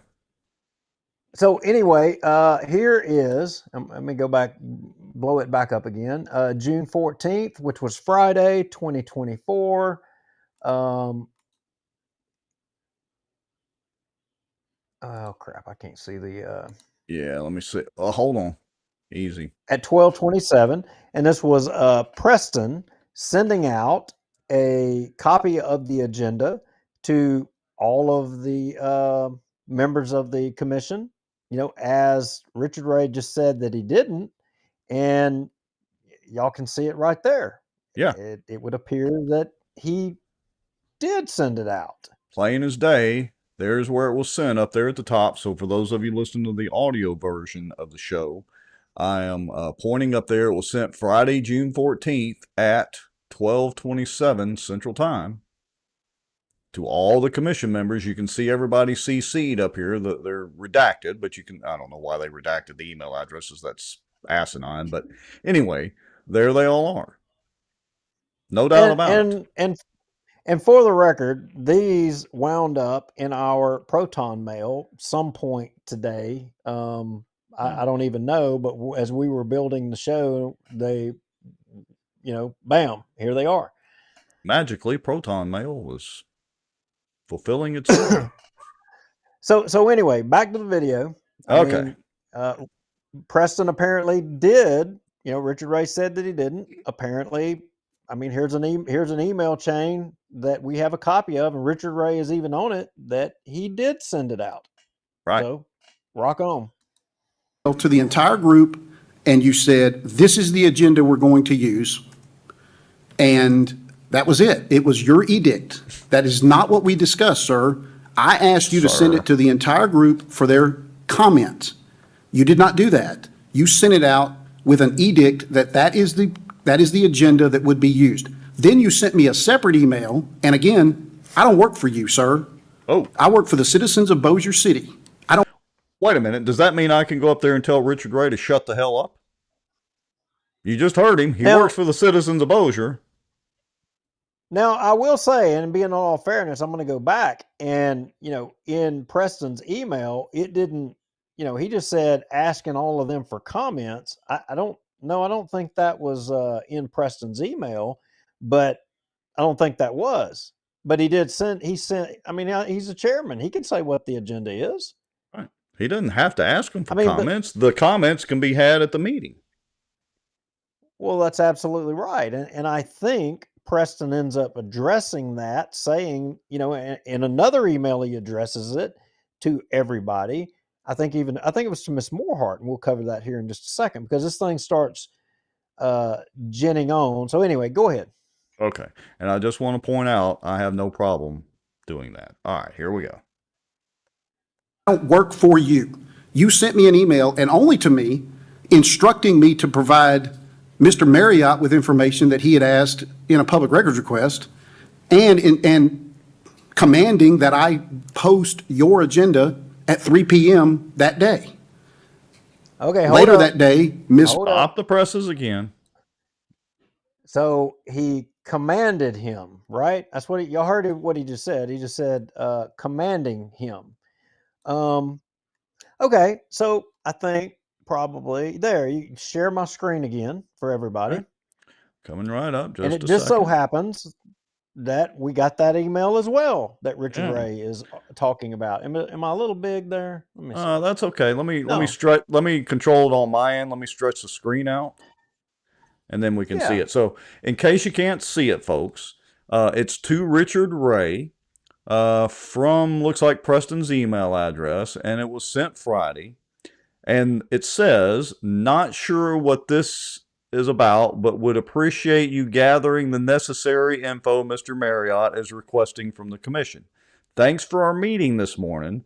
Please make sure the agenda is posted by 3 p.m. today." Does that sound commanding?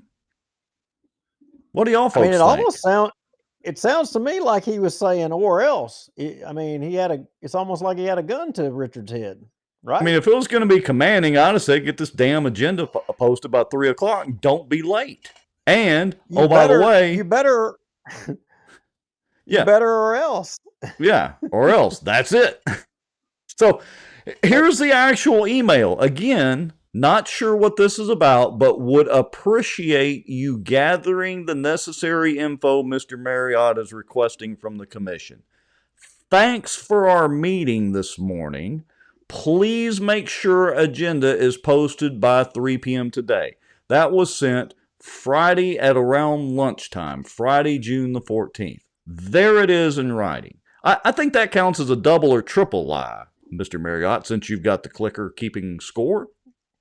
No, come on now. All right, so let's keep rolling along with the video and let's analyze it. I mean, and look, I'm not making the judgment here. This is for everybody to decide. We're just doing, I hate to say a comparison contrast, but this is not. There's a statement and we're providing a counter argument and you make full the decision. Context. We're providing full context. Parker Ward says that's the nicest command he's ever heard.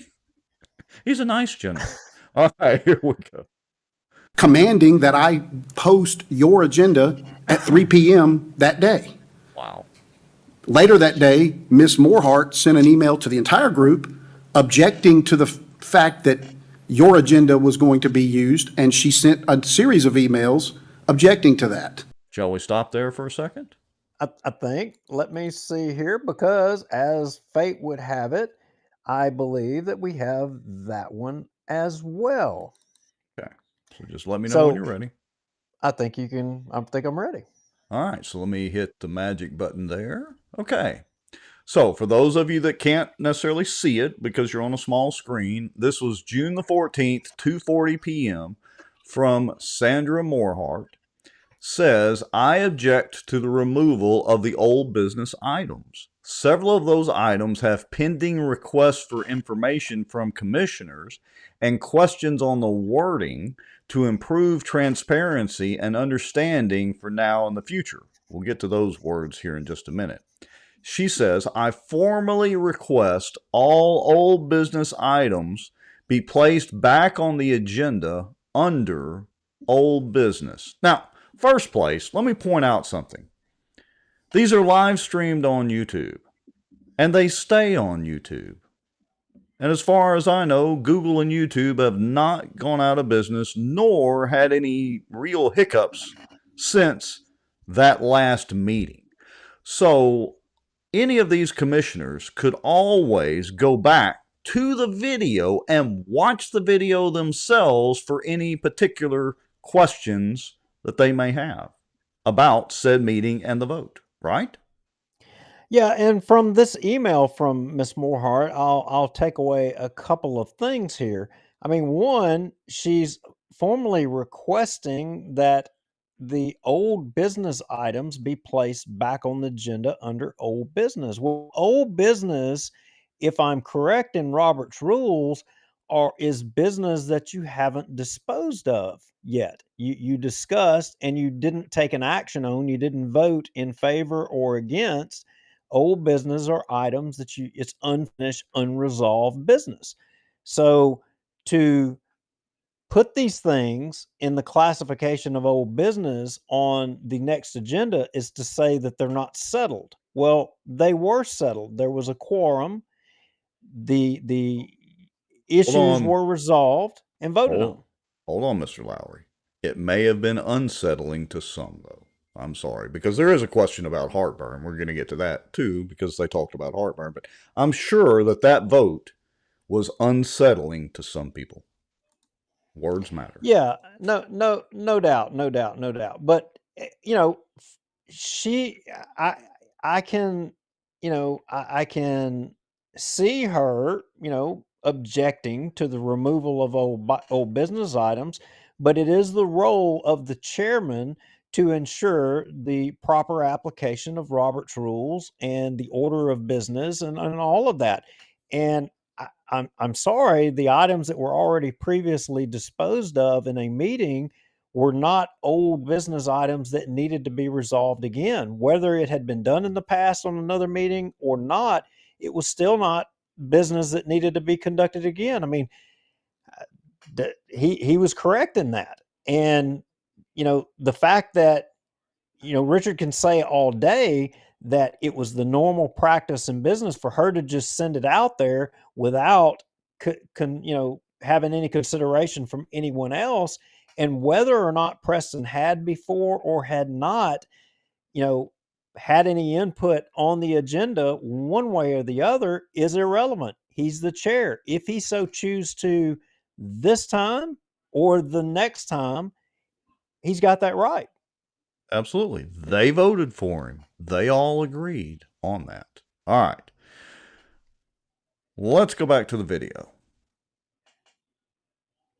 Okay, here we go. Gas pedal time.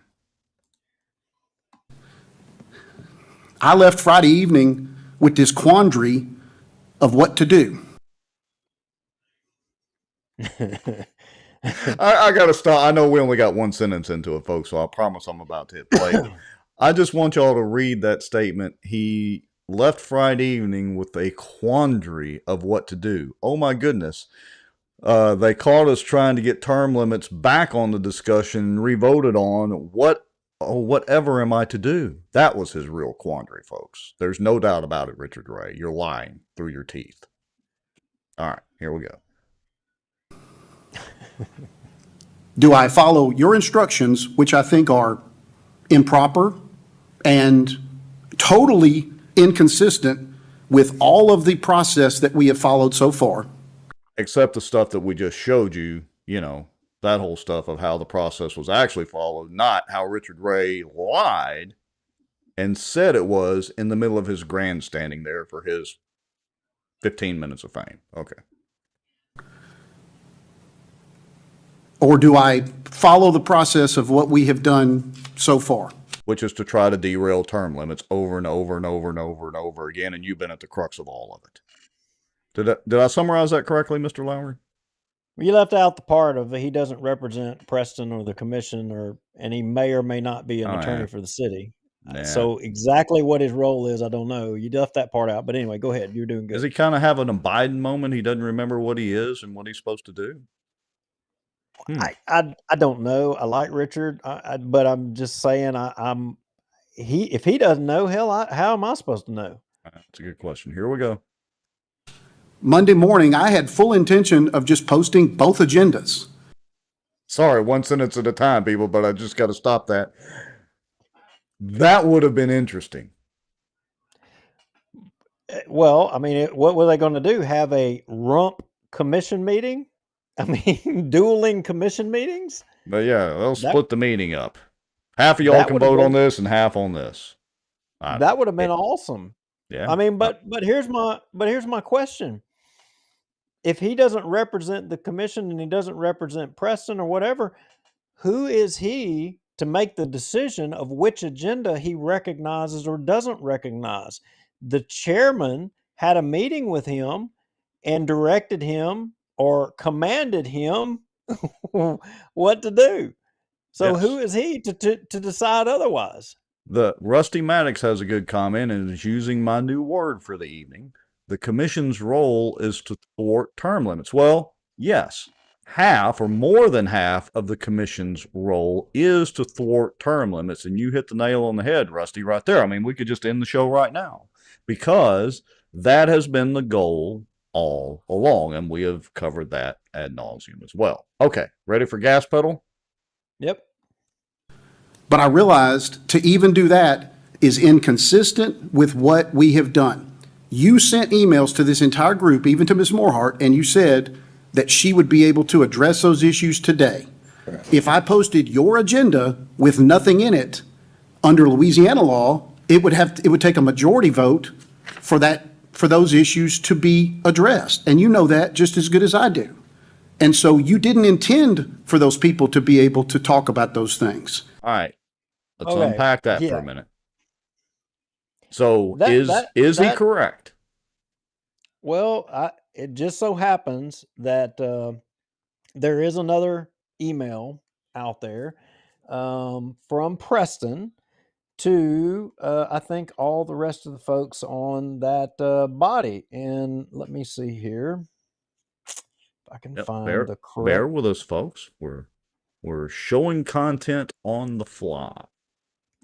And what I want you to understand, so what he's talking about is a parliamentary type procedure where if the items are not on the agenda, I mean, obviously a commissioner could have a comment period and just bring up those items, but then they run the risk of being called out of order and all those sorts of things. So that's pretty much what Richard Ray was referring to. Are you ready to share your screen yet? No? Nope. I'm still trying to find it. I may have- Which email is it? I don't know. Oh, okay. Got it? Yeah. All right. Yeah. Ready for me to share? Okay, here we go. Okay, so it says this is from Preston Friedley to to Sandra Morehart and carbon copy to all of the rest of the commission members and the ex officio members, by the way. It says, "Thank you, Sandra, for your email. Those items have already been voted on at a meeting which we had a quorum, so there is no need to revisit them. However, please feel free to bring up these issues when we meet on Tuesday morning. Have a nice weekend." Well, wait a minute. I thought he was trying to completely, according to Richard Ray, the lying attorney, he was trying to squash. I mean, Richard Ray made it sound like he was trying to squash all of her ability to talk about those items. Well, he said that you know good and well that there wasn't no way they weren't going to be able to talk about any of that. But I mean, clearly he sent an email on the 14th at 2:53 p.m. to all the members of the Charter Commission, including Richard Ray, telling them that while he didn't, I mean, basically he's saying, I don't think that it's proper because it's already been decided issues. It's not old business. That's my words. But that if you want to bring that stuff up and talk about it, I mean, I think he's basically saying, hey, we'll have a discussion at least. Yeah. And as the chairman, he could allow each commissioner, a certain amount of time to air their thoughts about it. So, that calculates another couple of lies there, Wes, if you're keeping up with the timer. All right. Moving on. Here we go. Yep. You wanted your agenda to be posted so that nothing could be discussed. Nothing could be discussed. We just showed you literally the email where he encouraged discussion of those items. So again, who's the liar and who's not? I'll be honest. Like I said earlier in the show, if you had just gone in there not knowing any of this information, you would have listened to Richard Ray because he's a very believable liar. He's a lawyer. It's what he gets paid to do. Duke and I sat there and listened to him in the courtroom lie his pants off. And that's a tall order. But here, he is directly lying, and we're showing you the actual proof. All right. Calling you out, Richard Ray. Keep going. Unlike the prior meeting when you insisted that that 55 items that had already been voted on would be placed under old business and readdressed. You chose a totally inconsistent procedure. You have no authority to unilaterally set an agenda, not under Robert's rules, not under Louisiana law. Can we pause and at least? Mr. Colonel David, Colonel, well, listen. Let him continue to pontificate as much as he'd like. Sir, will you? What did he say? Continue to pontificate. See, I don't need to keep using the same words. I've got thwart, and now I've got pontificate. What kind? That ain't no word used in Halton. I ain't heard of no. What? I'd want to fight him just for saying that. As we're going to see in a little bit in the bonus footage, it was not far from a fight. All right, here we go. Keep pontificating, Richard Ray. You let me speak. Look, I've listened to both of you guys. I just gave you the right. Amount. I just gave you the right. Go ahead. Well, then stop talking. You on the radio.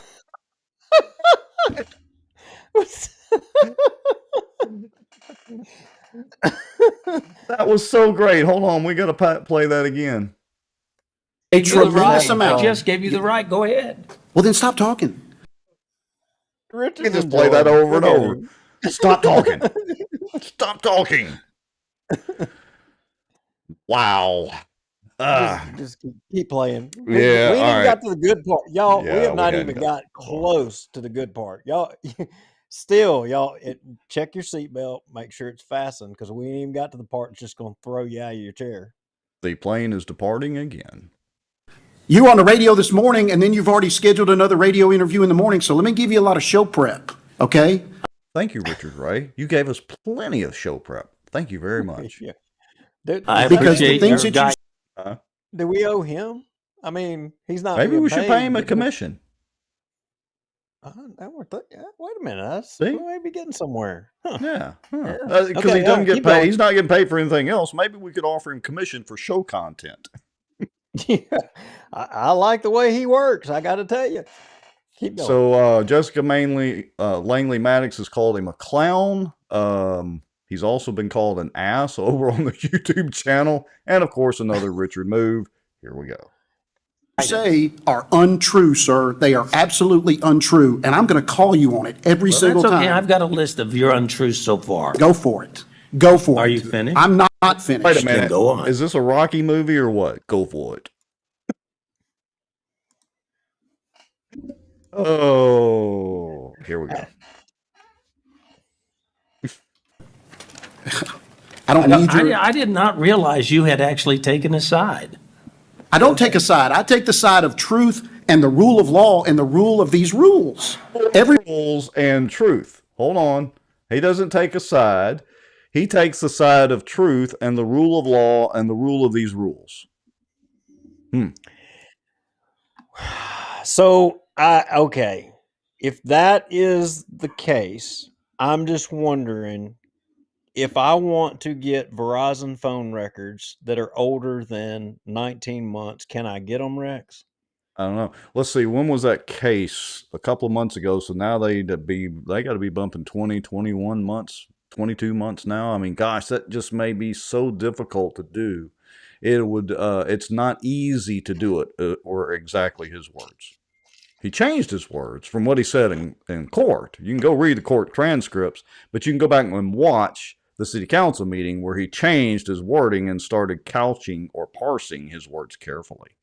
And our friend Ryan Haygood. What was that word? It's not Easy. Not easy. Easy like Sunday morning. Our good friend Ryan Haygood got us the definition for pontificate. Express one's opinions in a way considered annoyingly pompous and dogmatic. That fits it to a T. He was pontificating about term limits and emails. All right. Fire in the hole. Here we go. Everyone here that has been a part of this, Mr. Johnson knows what I'm saying is true. Mr. Jeter knows what I'm saying is true. Ms. Nottingham knows what I'm saying is true. Mr. Crockett knows what I'm saying is true. So when you left my office on Friday, I clearly made it clear to you that I was not going to send anything out. Then Wait, okay. Who did you ask to send it out? I asked you to send it to the group for their comment with a deadline, and you Which didn't I do that. did. No, you did not. I did, and No, said you that did that not. we were planning to post it by 3 p.m. If they had any issues, please address those. That's Wait. So who's telling the truth here? Hold the presses. Stop the presses, Batman. Who is telling the truth here? I am getting text messages with information as we speak that I was not live on the aware of. show. Yeah, actually, hot off the press information that will be, I guess, at the conclusion of all of this that I will share. And be Okay. honest with you, I'm sorry, I'm one of the show hosts here, and I don't know where we're at. Yeah, well, like I said, we're winging it. We're pretty much just going down this, and we've got some more video stuff queued up. We can bounce back and forth. Suffice it to say, Richard Ray is the true liar here. There's no doubt about it. All right, here we go. That's a lie. I have the email. You said Please read the email. Please read Listen the up email. closely. I'll read it in a minute. I've got the email right here. Well, okay, go ahead and read it. I'll read it in a minute. I mean, it's like when you're getting on to your children, Duke, and you're telling them to stop doing something, and they're denying it, even though it's obvious the mess is literally right there in front of you, but they continue to deny it. He's like a child, a petulant, pontificating little child that is trying to thwart term limits. There, I got them all in one sentence. Are you ready to share your screen?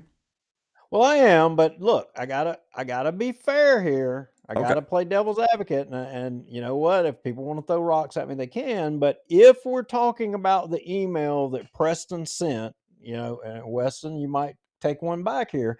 If he's talking about the one at 12/27/54, I have to say I don't see, where Preston asks for the other people, the other people asking the other commission members for comment.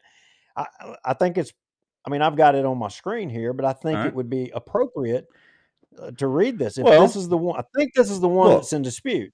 And look, we've said from show number one, we're very biased, but we do try to be fair about it. So I think the point of contention here that Richard is making is not whether or not Preston sent an email, because I think it's clear as day that Preston did in fact send the email. But I think what Richard might be trying to say is whether or not they had the agreement that Preston would ask all the other commission members, or whether or not they wanted anything else added on the agenda or not. And this is the email. Dear commission members, attached is a copy of the agenda that we will be using on Tuesday morning meeting at 9 a.m. in the council chambers. I appreciate Sandra giving us a copy that delineates the 17 remaining items that need our attention at Tuesday's meeting. I hope we can conclude our business on Tuesday morning and our finalized copy, send a final version of the revised charter on to the city council so it can be placed before voters on the December ballot. We have 17 more items that need our decision. Any changes or addition to the agenda can be handled at our Tuesday morning meeting. Right there. Right there. He did put it in there. I wanted to be clear because I wasn't sure, because I've been I have to say he did put it in there how to address it. Okay. So far, Wes, what's the counter at? Let us know in the comments. What's the counter up to? We've got a comment here that's from YouTube, says Richard Ray is a bully in addition to all that, Rex. And I might agree generally. I hate the word bully, because Richard Ray is not. I mean, he just pontificates. Let's put it that way. All right. A bully is somebody that would actually hit you. I have no worries about Richard Ray hitting anything. All right. Let's go back to the video.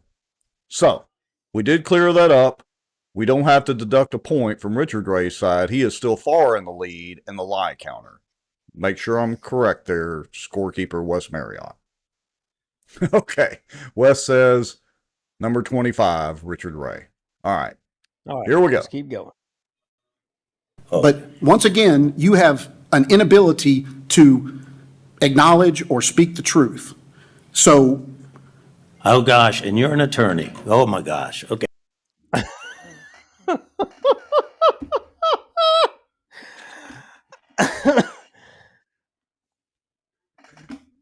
Okay. You know, I'm not going to say it. I gotta say, Preston's little jabs are just great. Here we go. We've got a whole new method of scoring here. Yeah.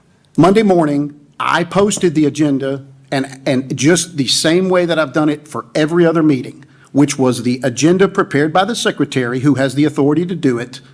And that would give people the ability to address those issues today or not address those issues. An agenda is not an agenda until you adopt it. When the secretary submits the agenda, it's a draft. It is a draft, and if any members make comments on liking that agenda changed, what do you do with those?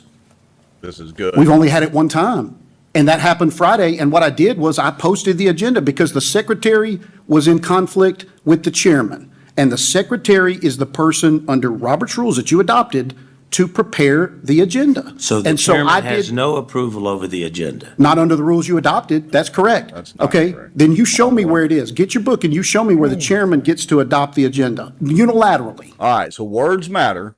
And this is the only point where Preston and the good colonel and everybody else there, hell, even me, I was sitting there, should have had this memorized because everybody was scrambling. I wasn't, but everybody, Preston and the colonel were scrambling to try to find it. But I think Richard Ray corrects it just a tad because he ends up he acknowledges the secretary preparing the agenda for the chairman. The chairman. Right. I think he says that here in just a second. All right, let's go. Okay. Unilaterally. I do come to the meetings and ask that the agenda be approved. Exactly. That's part of the normal process. And in an open meeting, it gets discussed, public comment, and then it gets adopted. Is there any Prior to that, particular it's a issue draft. that has given you heartburn of what occurred on June the 10th? I told y'all we were going to talk about heartburn. Told you. I wonder what he could be referring to. I don't know, but y'all, don't undo your seatbelt yet because we're not there. We're still not there. No, nothing gave me heartburn on what happened on June the 10th. What gives me heartburn is the fact that you are, for whatever reason, incapable of telling the truth about this process, and You've you said are out that in the a couple media. of times, Mr. Ray, and that's been very inappropriate and very rude, but go ahead. Well, then stop lying. Excuse me? I would like to tell people what happened at that meeting in which you directly looked at my face and lied, so please go ahead. You'll have plenty of time, Mr. Friedley. You'll have plenty of time. I posted the agenda in accordance with the exact same procedure that we've done it every single time. I'm here, ready to do this work. No. Ready to proceed. Wait. Do what work? Proceed with what? It's not an actual meeting and you're not getting paid anyway. It's all volunteer. All right. Here we go. Awkward silence. This is not even a You meeting. even this morning, I heard you insinuate that you tried to call my office yesterday and I wouldn't take your call because I was in a closed door meeting. A lie. I was in the courtroom over here calling a docket for about 4 hours, which is my paid job. I can only repeat what your assistant told me. Well, Okay. my assistant did. Do what? Hang on a minute, because I think if I may or may not be getting these emails correctly, but Never mind. I don't have the emails incorrect. Keep going. Okay, here we go. And so Wes is keeping up with the score count here. 31 for Richard Ray. All right, here we go. Do us all a favor for the community here. Please look up the responsibilities of the chairman in the Roberts Rule of Order. Would you please look it up and tell us what the first paragraph of the Why Roberts don't you Rule? tell us what it is? Well, I'm trying to find it in here. I don't have my data that I have. Well, Mr. I had to spend the weekend languishing over this and decide. There's the word languishing. Hold on. Yeah. So He languishes a lot because when I was reviewing one of the other meetings, he had been languishing the weekend before that meeting as well too. yes, I mean, and I'm be thinking all of his languishing is getting the best of him. Let's be clear. Richard Ray knows Robert's rules inside and out. That's no doubt. He absolutely could have rattled off the top of his head what Colonel Crockett was referring to right there. Absolutely, but he's trying to avoid the question and answer. Here we go. In deciding what to do. But I think you know where it is. Would you please read the rules where it says what the chairman's responsibility? I believe it says that the chairman is responsible for the agenda. I believe it's in there. I'll try to look, Colonel Crockett. You and I have, we may not agree on everything, but I think we've been civil to each other. And I do want to be civil, but I would like you, speaking for the city. A, we're not in a meeting. B, I'm not speaking for the city. You don't have to answer this. You don't have to do anything. You have a free speech right. I agree with that. But read what it says in Robert's Rule of Order for the responsibilities of the chairman. I think you got to give credit to Colonel Crockett for trying to, do the super nice guy routine and drag it out of him. Or just keep feeding him rope, as the case may be. Kill him with kindness. Keep going. it says that he's responsible for the agenda, whether he works it through the secretary or whether however he wants to distribute it, he has a responsibility, and he was appointed by this body. And he nominated and appointed a secretary, and I disagree with your assessment of Robert's rules. Would you please just help me just for a second? I think it's worthwhile for the public Let me to go take the ahead, time. Mr. Crockett and Mr. Ray, while you're looking at that, and let me just clarify a couple of comments. Chapter 47:7 says the secretary prepares the agenda for the chairman. Stop right there. Put on the. I got the brakes at the right time there, Mr. Lowry. What did he just say?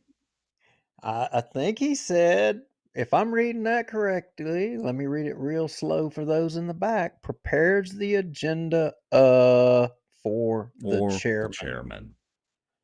You read it right there out of Richard Ray's mouth. That may be the first actual truth he's told in this whole blasted meeting right there. And we showed you the video from a previous meeting where, Miss Moorhart acknowledged that, she didn't feel comfortable sending anything out without the chairman's approval.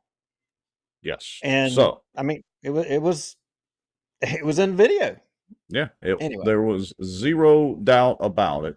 So give me just a second. I'm going to hit play on the meeting again, and we will proceed on. All right, here we go. 41:7. For the chairman. Yes. Why would you? Good job, Colonel Crockett, on getting him to restate it as well and reaffirm it by answering yes. That's right. Keep going. Yeah. Why would it's not subject to approval. It's for the chairman to use in the meeting. It's for the chairman to use in the meeting after it's adopted. That's not quite that way that works, but he's trying to catch his words up. Yeah, I don't think that's what it says exactly. Yeah. But go ahead. So whatever the secretary puts in there, the chairman has no say-so. He just takes it and has to use it. No. It's a draft. Is that your agenda. interpretation? No, my interpretation is it's a draft agenda with numerous items, and then the body considers it and then adopts the things that are in it. Then the chairman uses the adopted agenda for the order of the meeting. But there's nothing in there that says the chairman, A, has approval of the agenda, or B, can unilaterally set an agenda. That's what made me very uncomfortable. No one here He said did. that. No, One person. He proposes the agenda, and then I'm dying to know. So anybody, I mean, there's 140 40 people watching. I mean, so of all of y'all, there's no way a lot of you haven't served on boards or committees or whatever. And on those boards or committees, have you ever heard the chairman make a determination as to whether a motion or some business that someone has put forward was out of order or improper, and determined that that business should not be put before the body and basically killed it? If you've noticed that, I'm wondering, where does that power come from? How is it that a chairman, in the committees that you've been involved in, have had that power to do that, but yet Richard Ray is articulating here that a chairman doesn't have the ability to delineate what the business of this body or organization is going to be and what's proper to come before it and what's not? So according to him, you know, if I want to go there to support or get the, Bossier City Charter Commission to support and fund the next widget convention, by gosh, it's going to be on the agenda. Yeah, that's it. I, What's the role of the chairman or the president of any organization at that point, or any meeting at that point? That's not the, what's that commercial with the old ladies? That's not how that works. That's not how it works at all. All right, here we go. It's approved at the beginning of the meeting. That's We're not, you weren't disagreeing involved in with the that. email, sir. That's not what he said. Well, I mean, either way, I'm sorry about the mic irregularity here. I'm not trying to yell. I'm not either. I apologize. And no, listen, I'm here to talk about this face to face, person to person in this meeting. Wait, what meeting?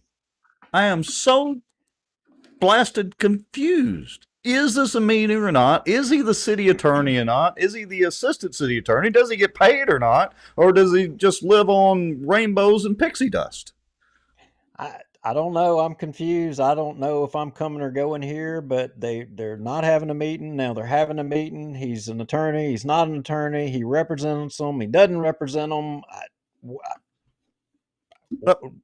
Total chaos and confusion. Here we go. I'm not scared of anything.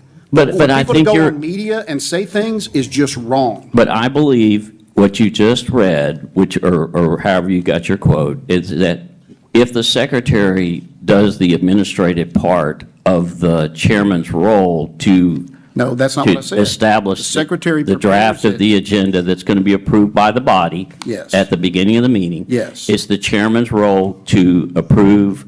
It's the chairman's role to direct the secretary, is what it sounds like you just said. But it doesn't sound like the secretary, which I think Ms.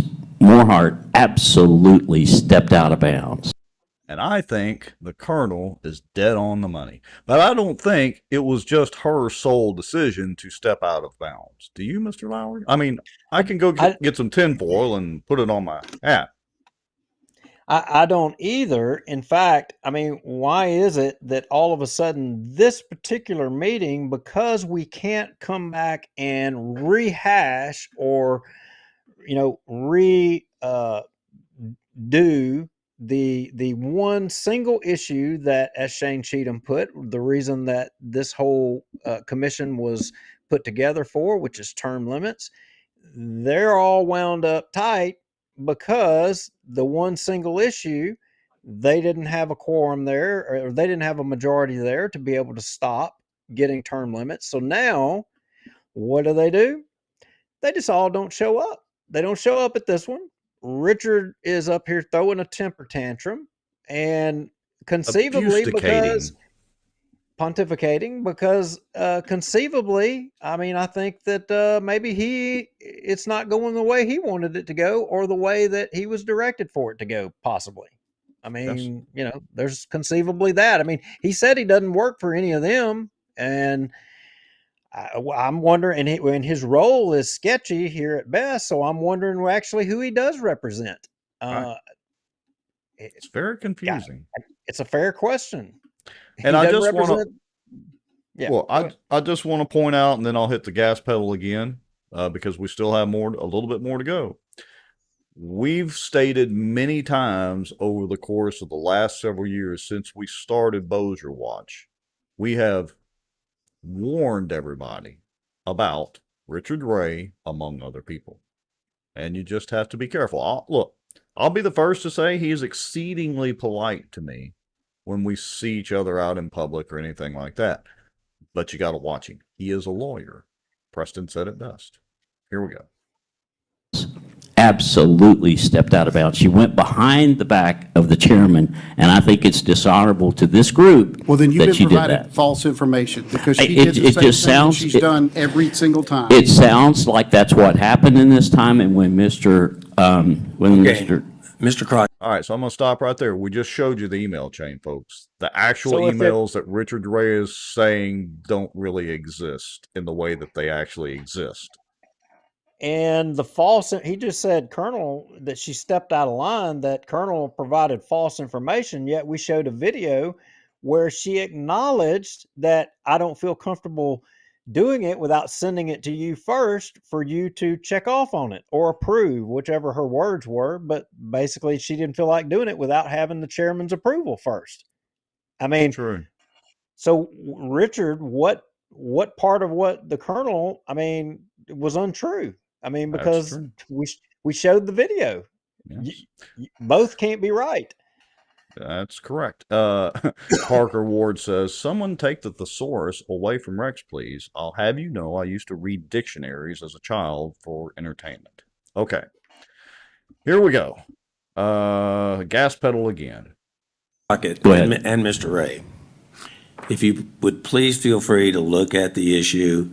I would only say that, unlike what Mr. Ray said earlier, in previous issues, when Ms. Moorhart has sent the agenda on to all the members of the commission and on to me, I have sent several times on to you, Mr. Ray, and responded to the entire commissioners that I have no problems with the agenda as it is presented.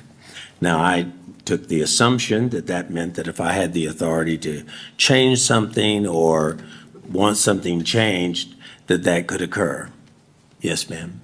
I'm Priscilla McGee, and I live at 1407 Gardenia Street, Bossier Yes, ma'am. City. I just want to know, what is the purpose of this meeting? There's only three of you here. Correct. What do you expect to get out of it? I mean, I would say I appreciate that question, but we have had workshops in which we have not had a quorum.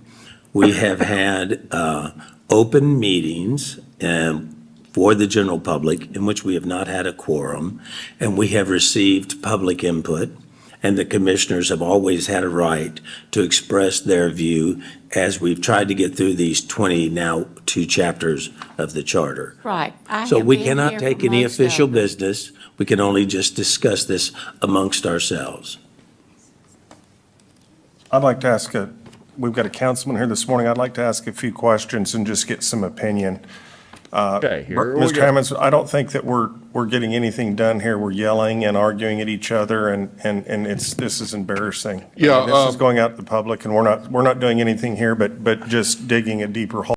All right, listen real closely to the comment Richard Ray is going to make real quick to addressing David Johnson's comment that this is going out to the public. Listen carefully. I'm wondering Why if is it going out to the public if we're not in a meeting? So wait a minute. He's literally the city attorney or acting city attorney or whatever, who directs the IT department or has helped orchestrate all this to be able to get it streamed, and he doesn't think that it's being streamed.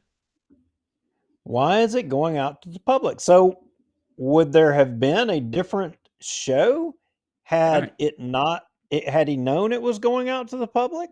So I mean, he knew the news, but channel 3 was there, channel 12 was there. Of course, I was there, not recording. Wes Marriott was there. I think Wes was recording because we're going to show some after the party video that nobody else has seen yet, courtesy of Wes and Sobo Live. So, yeah, it's just interesting. And look at Hammond's looking at him like, "What the hell are you talking about?" So here we go. You're going to hear from a future mayor. Potential mayor of Bossier City, in my opinion. If we're not in a meeting. If we could beat if we could meet, what do you think there would be any opportunity for a town hall or a workshop where the charter can sit down with the council and we can come up with something other than arguing, throwing stones, throwing people under the bus, making threats, this has turned into a circus. I was honored that you asked me to come up here, and I'm saddened today about the behavior of multiple people, including myself. We could all be slower to speak, slower to anger, and quicker to listen. Yes. If there's any hope that we can sit down as a body of the charter and the city council and the citizens of this city, I think we're at a stage where we need to put ourselves aside and simply talk to the citizens. And I mean, what do you think? Well, we have to be very careful sitting down with the whole council because that's an open meeting law or a walk in quorum that we all know is highly illegal. You can sit down with 3 of us at any time that y'all like. From sitting back here, this is only my second charter meeting that I have been to. To say that I'm highly embarrassed right now is an understatement.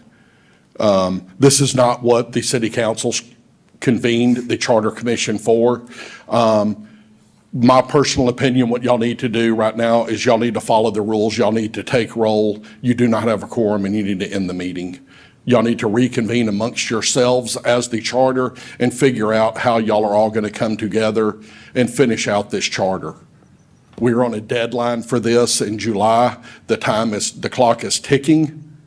That is my personal opinion. That's me as Brian Hammond's Joe Citizen right now coming up here and speaking. I'm not up here speaking as Brian Hammond, City Councilman, District 1.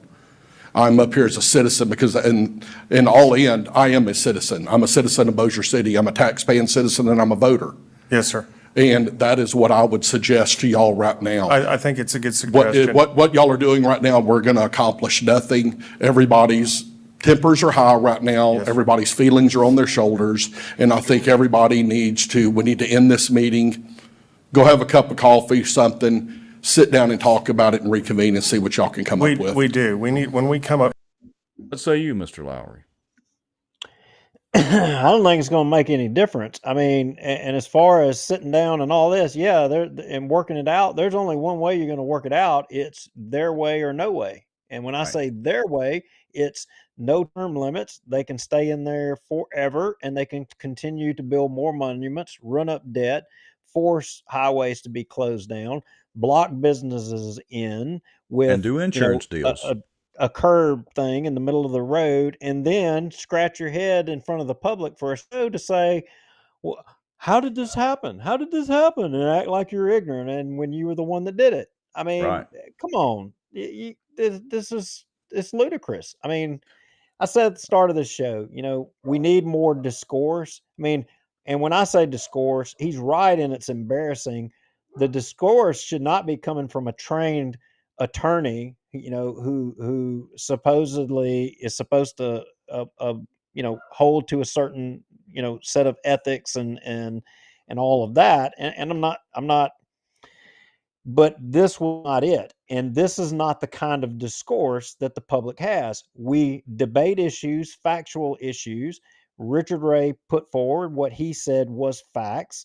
I mean, it's hard to do in a meeting like this when you're not prepared for the challenges of your opponent to produce these emails that say otherwise, but this is how you have to do it. And Richard Ray made his case. The media is there. I think that's the job of the media, is to, I hate to say referee it a little bit, but put these other sides out here to these equations so that the public can see the what they normally wouldn't be able to see, because you can't defend against this crap. Well, who knew a couple of quasi-amateur journalists, pundits as we call ourselves, would be the ones that have to go this in-depth on anything. Look, I'll give a little credit to Channel 3 and Madison Beam. She's done some excellent reporting on the city beat, for quite a while. Full disclosure, I've done plenty of interviews. I think you may have done one or two. The Colonel's done a couple. But the rest of the mainstream media has not been doing anything in depth. They've literally been riding our coattails. I mean, that saddle is just rubbing sores on my back. and I know you're yours too. well, you're saying that this is the kind of stuff, showing all sides of the equation and what happened in these meetings. You're saying that this is not journalism, because I recently remember us getting a nasty email forwarded to us that somebody got that said that, oh, if you just have a web page and a social media thing or something to that effect, all of a sudden you think you're a journalist or whatever. I mean, I'm guessing they're going to be, putting this out there to the public so all of you would know the other side of the story here, as Yeah. Juliana Parks, who says that you should hear all sides. Yeah, But we know I'm you not gonna guys are hold watching. I'm not going to hold my breath waiting for that. Yeah. All right, so Write your story out of this content. Well, it's okay. We don't mind. Mallory says Hammond's for mayor, and I want to point out, which is kind of why I freeze framed it. Do you see me right there, Mr. Lowry? Do you know what I was doing at that point? I was sending you a text message saying Hammond's for mayor. I do And you were remember like, that. and you were like, why or what? Whether you like him or not, he just delivered an off-the-cuff speech and executed it very well. Okay, and come on. was speaking reason. Come on, I agree he was speaking reason, and he spoke well, but this was not no Ronald Reagan moment. I mean, come on. I didn't say president. I just said mayor. I like him on, but he's not Ronald Reagan yet. Okay, not yet. All right. See, Okay. you said yet, so that's a positive thing. All right, here we go. Let's hit play. Then sit down and talk about it and reconvene and see what y'all can come up with. We do. When we come up here, we need to address these issues with dignity, self-respect, and calming words. I don't know about y'all. I kind of like the soap opera version better, but that's just me. apologize to you But- those of you us. that took the time to be here this morning. It's been an embarrassment. Right. And it's just So not what we need before to we be doing. adjourn, David, before we adjourn, just a couple quick comments and clarifications. And it is not- Mr. Hammonds, I appreciate your words, and if I've done anything to embarrass you, I apologize. When I drive to work and I hear this gentleman on the radio saying things that aren't true. I think, I again, can't take it Mr. anymore. Ray, if you insult me one more time, I'm gonna whoop your I will ass. just make a point of clarification. In the meeting, in our meeting, in which we went back over and did not finish, we had an order of consensus. So everybody understands, we had several items of consensus. We voted on those items of consensus in total. There were about 55 of them. Mr. Johnson, at his request, asked that they would be brought up again under old business so that everyone would have an opportunity to talk about those. I felt that was very appropriate. The commission, as a group, left those under old business to come back. We did not re-vote on those 55. We did review the 55 and went through. At the last meeting on June 10th, these items that are currently listed under old business, there was no discussion about asking that they be brought up under old business by the commission. Therefore, I have to tell you, I was a little bit surprised that Mr. Morhart, with the evidently approval of Mr. Ray, They were on chose the to put agenda, those. sir. Mr. Ray, I'm talking. They were on the agenda. Mr. Ray, they were on the agenda, they were approved. And once they were approved, there was no reason to go back and re-vote. Now, we can go back and, as the request says, we can revisit them. I left them on the agenda. We will not re-vote on any of those items, but we can definitely review them and talk about them. I think that sometimes when things don't go the people's way that they'd like, and everything that's open to interpretation and comment. I have my own opinion. Mr. Ray has his own opinion. They may differ. It doesn't make him a liar, and it does not by any means make me a liar. If I can get a motion to adjourn, There's no meeting. There's some I'm chaos. just saying I'd like to officially adjourn the meeting. Well, there's no meeting. to Is there adjourn. anyone who doesn't want to adjourn? If not, feel free to stay here. Meeting I adjourned. think what, All right, hold on, folks, because this is No. one of the greatest moments Preston has here in just a minute. Go ahead, dude. That's right. Now he's a little off of his game here, in which you got to think when you're in the hot seat. I mean, especially and you're the chairman. I mean, you can kind of get rattled really easy. I mean, and you've got this mindset of conducting the meeting, and he's thinking that, okay, we've been having all of this argument, and they've been going at it pretty hot and heavy, and he kind of got off there a little bit. I mean, Just a little bit, but he gets back on point pretty quick. real fast. Yeah. All So right. they up to this point, there's no meeting. They're just but it is proper to say, hey, we're done, or close out, or do Right. whatever. But he never really actually called the meeting to order and did a roll call. That's correct. But here we go. Mr. Hammond's laid out, he had the Robert's rules for you to take roll and to adjourn. I think that's the appropriate thing, again, to follow the rules. But if you Shane wanna do your own Cheatham. thing- Here we go. Absent. Preston Friedley here. Lee Jeter. Present. David Johnson. Present. Sandra Moorhart. Absent. Julia Parks. Absent. Pandarina Sumis. Absent. Vicki Whitman. Absent. Lisa Wilhite. Absent.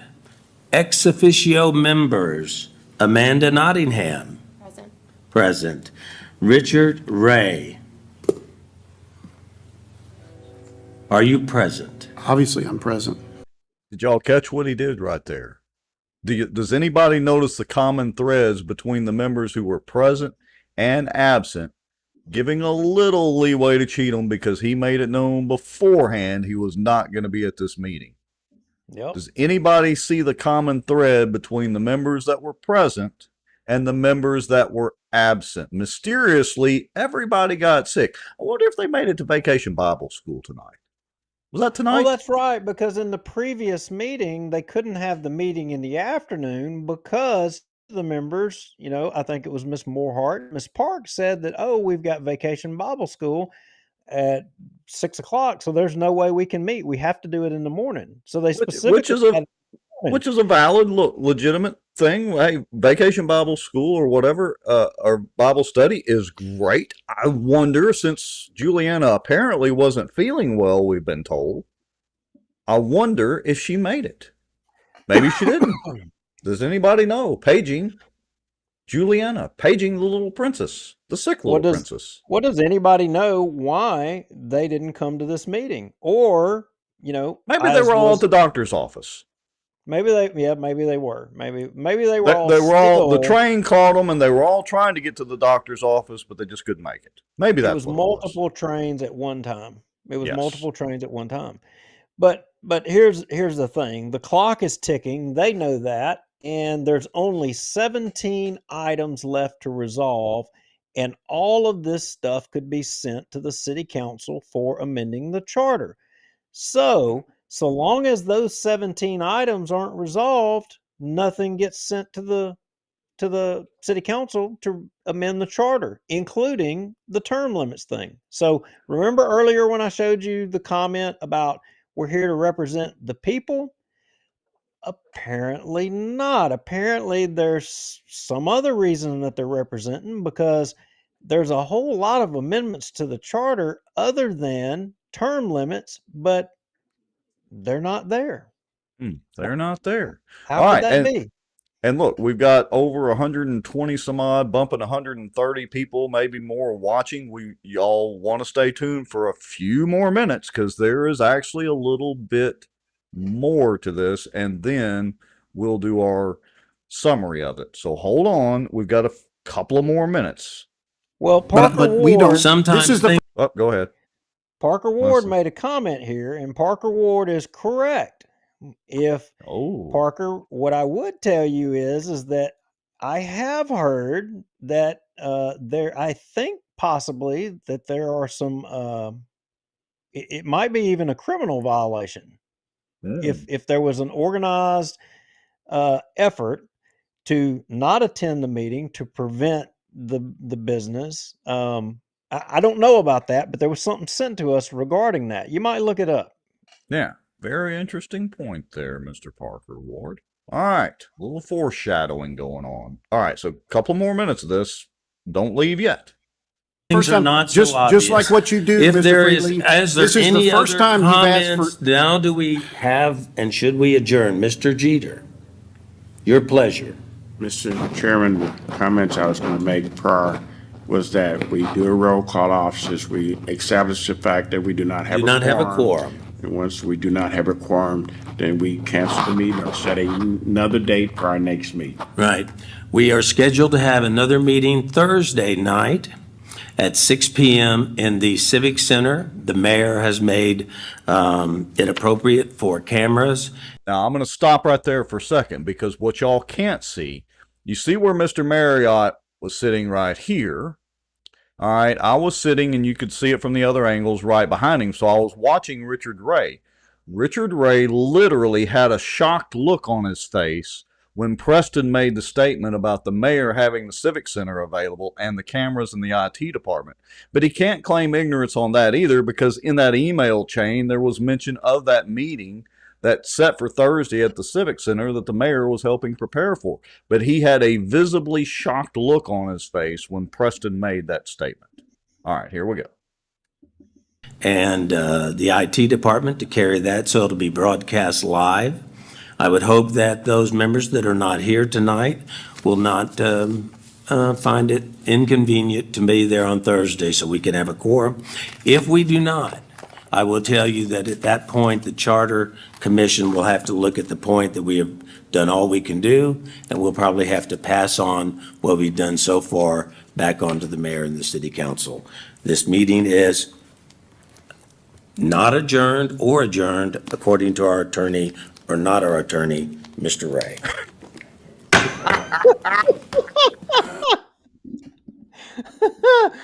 Oh, he's the cockroach of the week. Oh yeah, and very much the good way. Hands down, the cockroach of the week. Absolutely.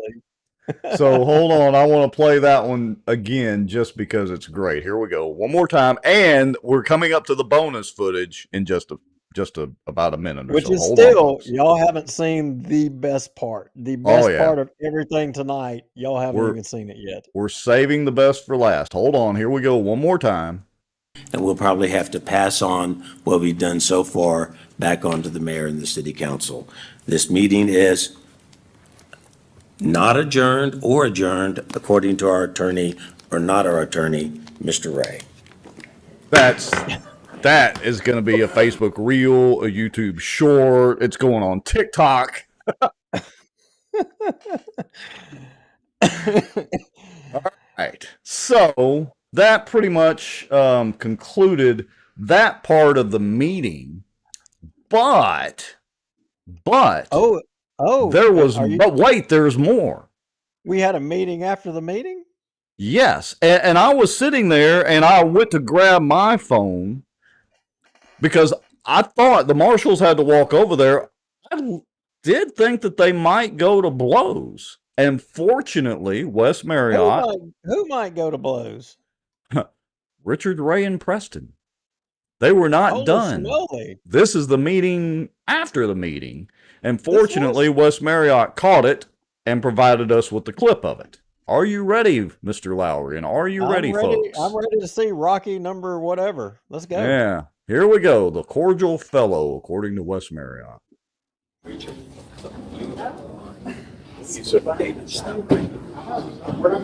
Listen closely. About the Friday meeting. You lied about the Friday meeting. You lied. You, sir, are incapable of telling the truth. You are a liar. I did not. I asked you to say. No. We're not going to just say it. I said send it out for everyone's comment. This is about the point the deputies walked over.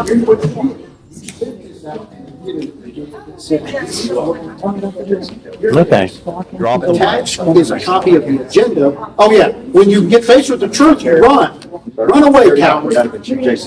I'm not being called a liar.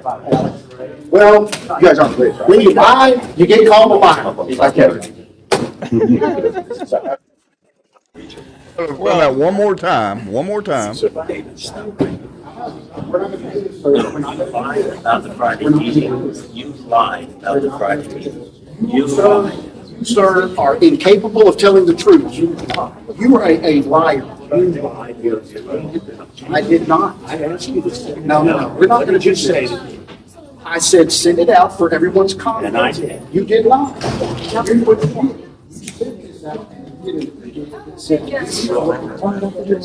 Okay.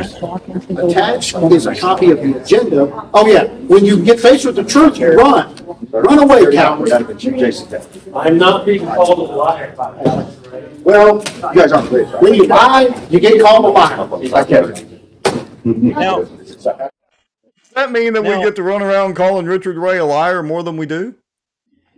now, somebody, one of my friends, and I think it's somebody that watches this show, and it's escaping me right now, but they got this saying, a hurt dog squeals, or a kick dog, or a hurt dog, or something. Always, that's what they Shot always tell pig, me. whatever.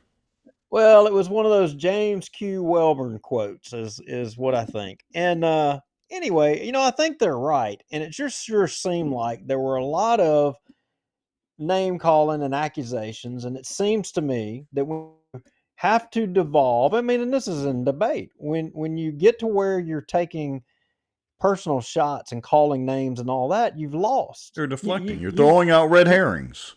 well, Literally, you've that's what that lost. means.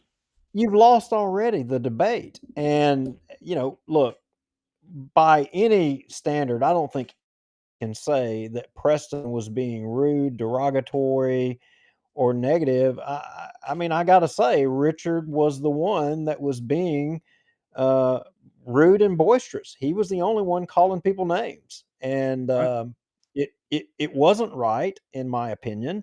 And you know, a lot of the statements that he said that he was accusing, and I questioned one of them in the email.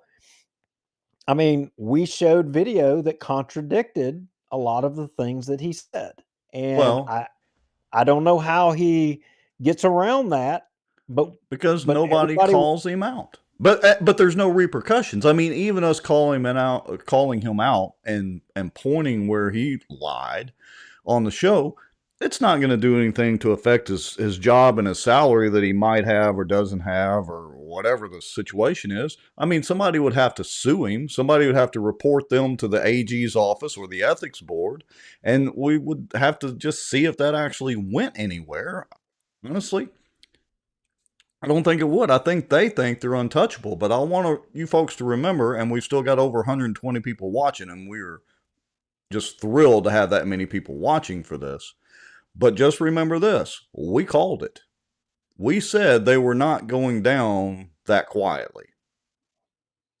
Yeah, I mean, I think we went further than that. I think we said that this charter commission would not be successful. It was going to be a wasted effort. And, I think the whole plot here is to do nothing but I think they had multiple. I think they had multiple, the anti term limits people. They can say all they want that their participation was to do things that was in the best interest of the public and to help the public and work on their behalf. That's not true. They can say it all they want, but their actions prove otherwise. If that were true, they would have been there tonight. They would have been there. And, you know, you would not have made this all about term limits. I mean, the whole reason the commission was formed was because of term limits. So our side, we're there because that's what we wanted. That's what we wanted. And you made it about more than that. And now you're taking your football and going home because you lost. And okay, so if that's the way it is, then that's the way it is. But you know what? The fight goes on. So hey, I told y'all during the show, someone sent me a little bit of information, and I've got it on my screen to share Okay. with you. There's 2 pages to it. This isn't all of it, but I think the first page basically sums it up. So this is from Richard Ray to, I'll assume or guess, Don't Amanda know. Nottingham and at least 12 more people. Yep. Okay. And I would assume it was responding to an email regarding the council chambers on Thursday afternoon or not being available at 6 p.m. to which Preston was responding. But he says, commission members, I want to take this opportunity to apologize to the group and to Mr. Friedley for the way I handled our interaction this morning at the Charter Commission meeting and immediately following the meeting. I stand by every word I said, but I would have liked to have delivered the words in a more professional and kind manner. I think that's respectful of him to apologize, but he stands by everything that he said. Every word. Words matter. Words matter. And none other than Richard himself said that. So, we've shown a ton of contradictions here. I mean, I think Wes was tracking. He got up to, I know I last paid attention to it around 30 or something that he was saying, but we showed a lot of contradictions. And, y'all saw the video, you saw the emails, you saw the evidence yourself. I mean, I think, it's up to you, the public, to draw a conclusion of, what was correct and what was incorrect. And I don't, I, it was unproductive what happened today. And the Yeah, they rest of those literally folks, got zero accomplished except providing plenty of fodder for our show. and the fact that they all did not show up for the meeting indicates to me that that was their plan, was to, I'm sure they have multiple paths to kill the action of the Charter Commission, but it would appear that now one of their tacks is to just not participate and not show up so that they can't finish out the remaining business, so that it supposedly can't be sent, or drag it out past the deadline. Yeah. Well, that's and their tack. And we can't reveal any details, but there is another arrow that has been loosed from their quiver. And so all of those things put together that we've been talking about, and then in the last couple of days, all of these things put together show you just how bad. It's not about the money. I mean, the salary for a city councilman is not that much at all. It's not about the money. It is strictly about the power. The Good Old Boys Network that we have harped on for 200 and something shows, they can't stand losing that power. Cannot let go of it. Cannot let go. 20 something years or more is not enough. And, they'll do everything in their power to prevent it. And I disagree with you some about the money. I mean, if it wasn't about the money, they wouldn't have a problem disclosing, their conflicts of interest. They would have openly disclosed their conflicts. But I didn't hear anybody talking about their conflicts or potential conflicts. Why did they not disclose that to the public? Don't know. I I mean, I agree. know, I but can't disagree with you on that. so cockroach of the week, Preston Friedley. Good job, Absolutely. Preston. I hat tip to you. I admire you for being under the pressure, keeping cool, and taking those shots that you were taking. You did a superb job. Not many chairmen could keep their cool. And, granted, it wasn't a meeting and you wasn't chairman, but yeah, I think you handled yourself just ton of respect for that. You handled yourself good. You didn't let him rattle you, and you didn't loose the cannons. From the lawyer, not lawyer, attorney, not attorney, private citizen, who knows, whatever he was. Anyway. All right, anything else, Mr. Lowry? We still have well north of 100 people watching, and we appreciate each and every one of you and all the comments, because that helps us keep going through the show, is being able to see and read those comments. I know we don't get to every comment, but we try to pick out, the ones that are relevant and stuff like that. And we appreciate all of you watching. A couple of quick housekeeping items. ProtonMail.com. If you want to send us email, we've got lots of Proton Mail here recently. Go to Proton Mail, make you a free account, put no identifying information in it. Send us an email from that Proton Mail account. If you want to help donate to the show to keep these shows going and all this great content and all these hours that Mr. Lowry and I myself spend, as well as our wives and family put up with, you can go donate some coffee money at bossierwatch.org, or if you know somebody that wants to advertise on the show, like Pelican Training, the Ferrises, of course, Acadiana Mortgage is Duke and Kara over there, or the Outdoor News, which is more content that we're doing, let us know, and we will reach out to you. How about that, Mr. Lowry, for closing? Hey, and I wanted to throw out a thank you to let me call it this. Let me go team term limits. While the show was going on, a lot of our viewers that watch the show frequently, they were out collecting signatures, and they hit a home run again tonight. Collected a large number of signatures. I'm not going to say because I don't want to it's getting into this competition thing between them about who can collect more. So I'm not going to go into that. But we're gonna have they to did. give gift cards out or dinners or something as contest prizes for who gets the most. Yeah, so they did a good job collecting signatures, and personally, I want to thank y'all. I've been out there the last 2 evenings with them, and we are knocking the signatures out, and it's coming. And I would encourage anybody, if you've seen anything that you feel motivated about to try to change government, especially your local city government, you need to reach out to us and come help us. Be a part, have a role in it. I mean, we welcome you. And it's not hard. You just go talking to people at their door and you tell them the circumstances, and they either agree with you or they don't.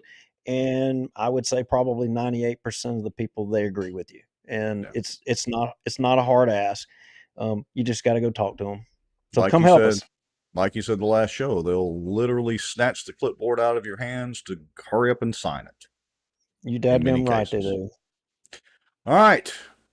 I guess we're out of here, folks. We appreciate y'all watching again. Having this many viewers on a Tuesday evening during the summer and all that is outstanding. We hope you enjoy the content. I mean, the Good Old Boy Network, the City Council, the police jury, they're the gift on giving. We'll be here every Tuesday night. Good night. Adios.